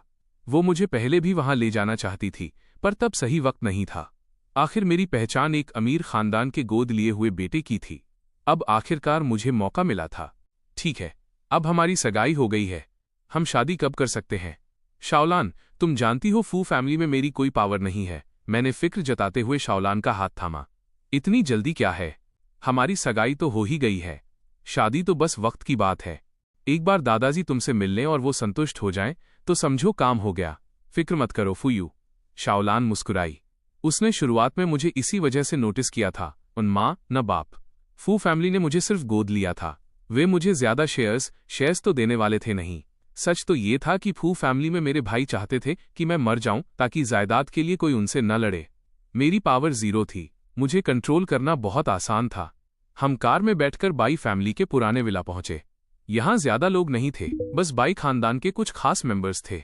वो बड़ा सा आंगन बड़ा ही उदास ग्लूमी लग रहा था, पर मैंने ऐसे एक्ट किया जैसे मैंने कुछ नोटिस ही नहीं किया और एक उम्मीद भरी मुस्कान चेहरे पर रखी। मैंने अभी तक कोई गिफ्ट तैयार नहीं किया है। दादाजी मुझसे नाराज तो नहीं होंगे ना?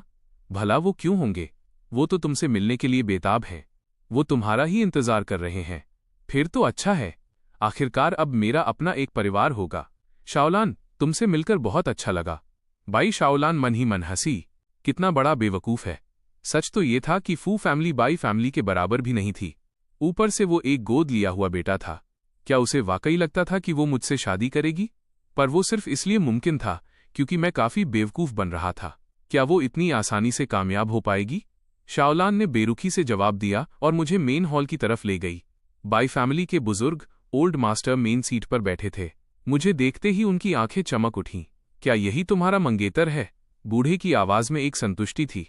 सही कहा, टॉप क्वालिटी का माल, गुड्स है ना? शाओलान ने मुस्कुराते हुए कहा। टॉप क्वालिटी का माल? कैसा माल? सिर्फ मैं ही था जिसे समझ नहीं आ रहा था कि उनका क्या मतलब है। मैंने कन्फ्यूजन में अपना सिर झुकाया। हालांकि अब जब बात यहां तक पहुंच गई थी तो बाई शाओलान ने और नाटक करना ठीक नहीं समझा। उसने कुछ नौकरों को बुलाया और सीधे मुझे बंधवा दिया। शाओलान, तुम मुझे बांध क्यों रही हो? क्या हमारी शादी नहीं होने वाली? तुम क्या करना चाह रही हो? मुझे अभी छोड़ो।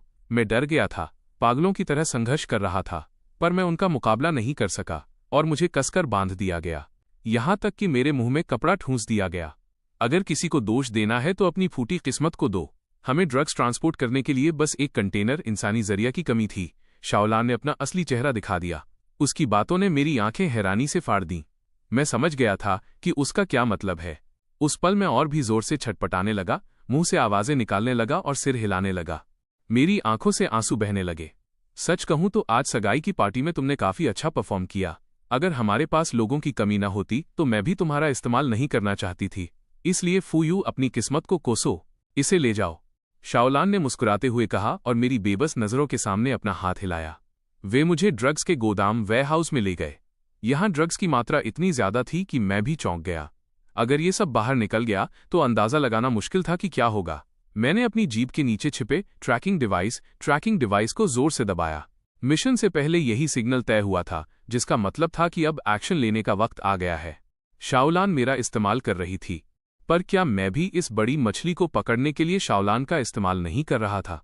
इस मिशन के खत्म होने के बाद ऑर्गेनाइजेशन मेरी मौत का नाटक फिर से करने का प्लान बनाएगी। इस बार फूयू की पहचान मर जाएगी और मैं एक नई पहचान के साथ नए मिशन पर निकल जाऊंगा।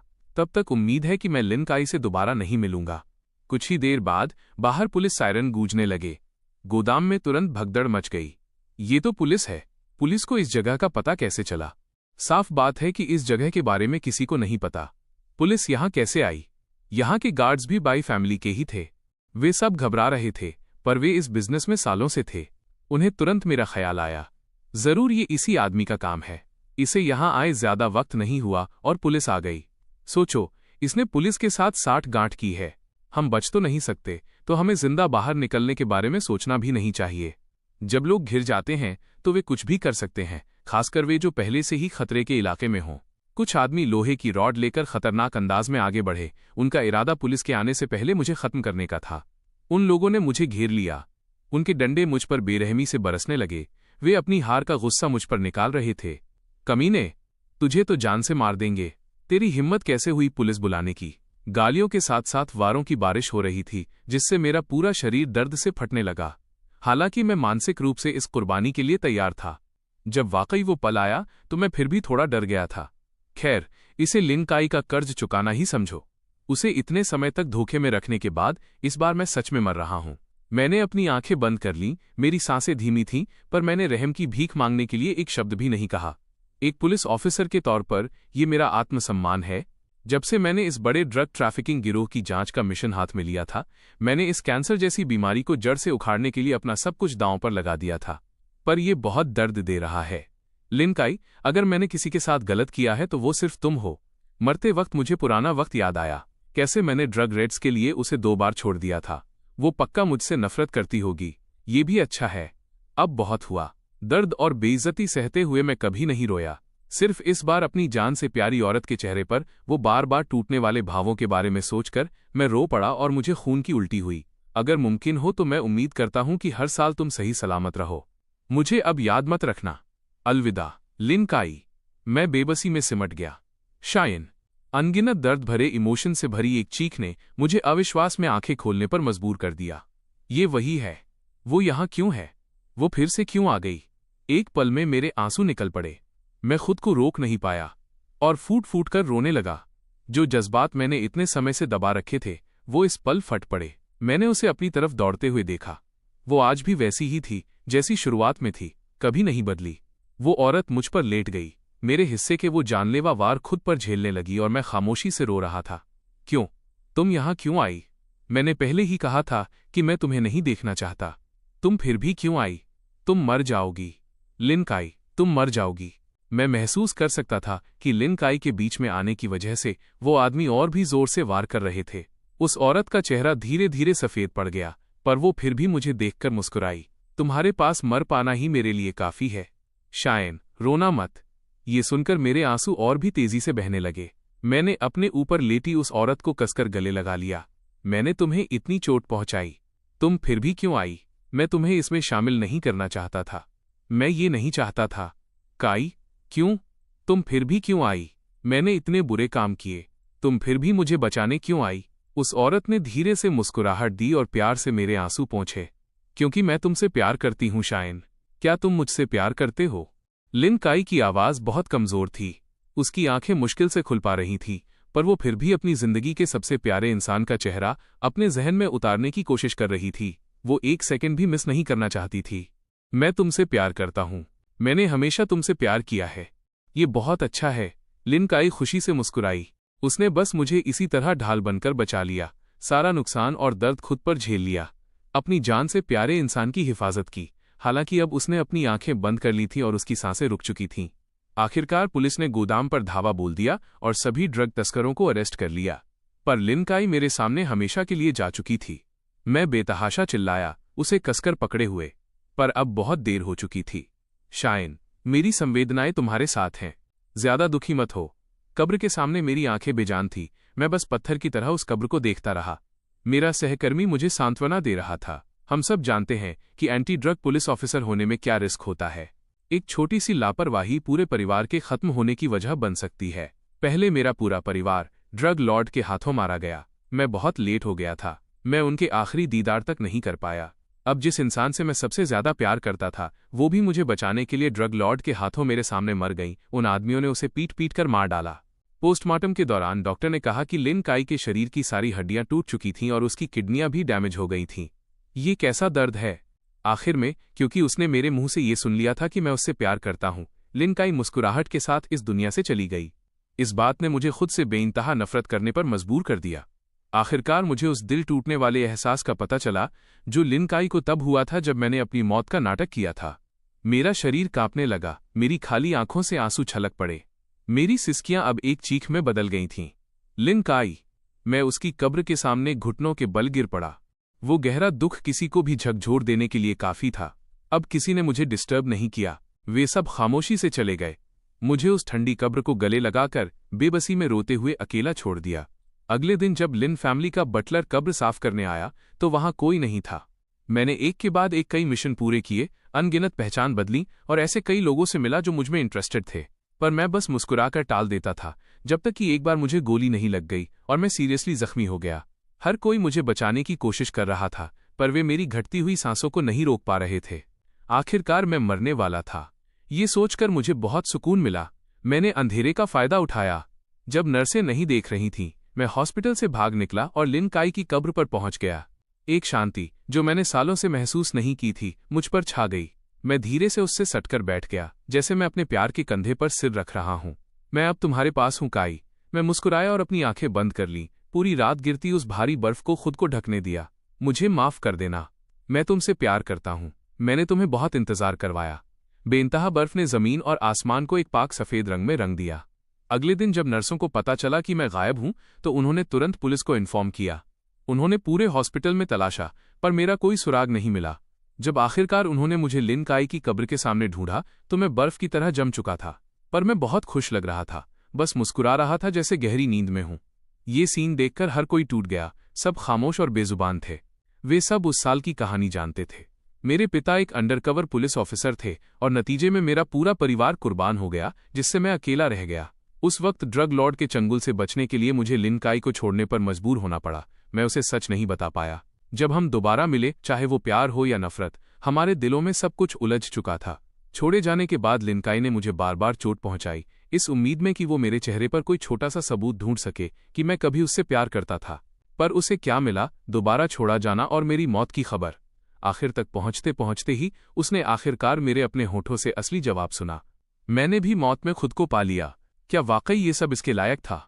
उस मुस्कुराती हुई लाश को देखकर कोई भी यकीन के साथ नहीं कह सकता था, क्योंकि शुरू से ही कोई जवाब मिलना तय नहीं था। उम्मीद है कि उन्हें एक अगला जन्म मिले जो बिना किसी बोझ के हो, बिना किसी खून के बदले के, बिना दर्द भरे झूठ के, बिना किसी पछतावे के और बिना एक दूसरे को अपने सबसे प्यार भरे सालों में छोड़ने की मजबूरी के। हम सभी के लिए अपनी शुभकामनाएं छोड़ते हैं और धीरे से विदा लेते हैं।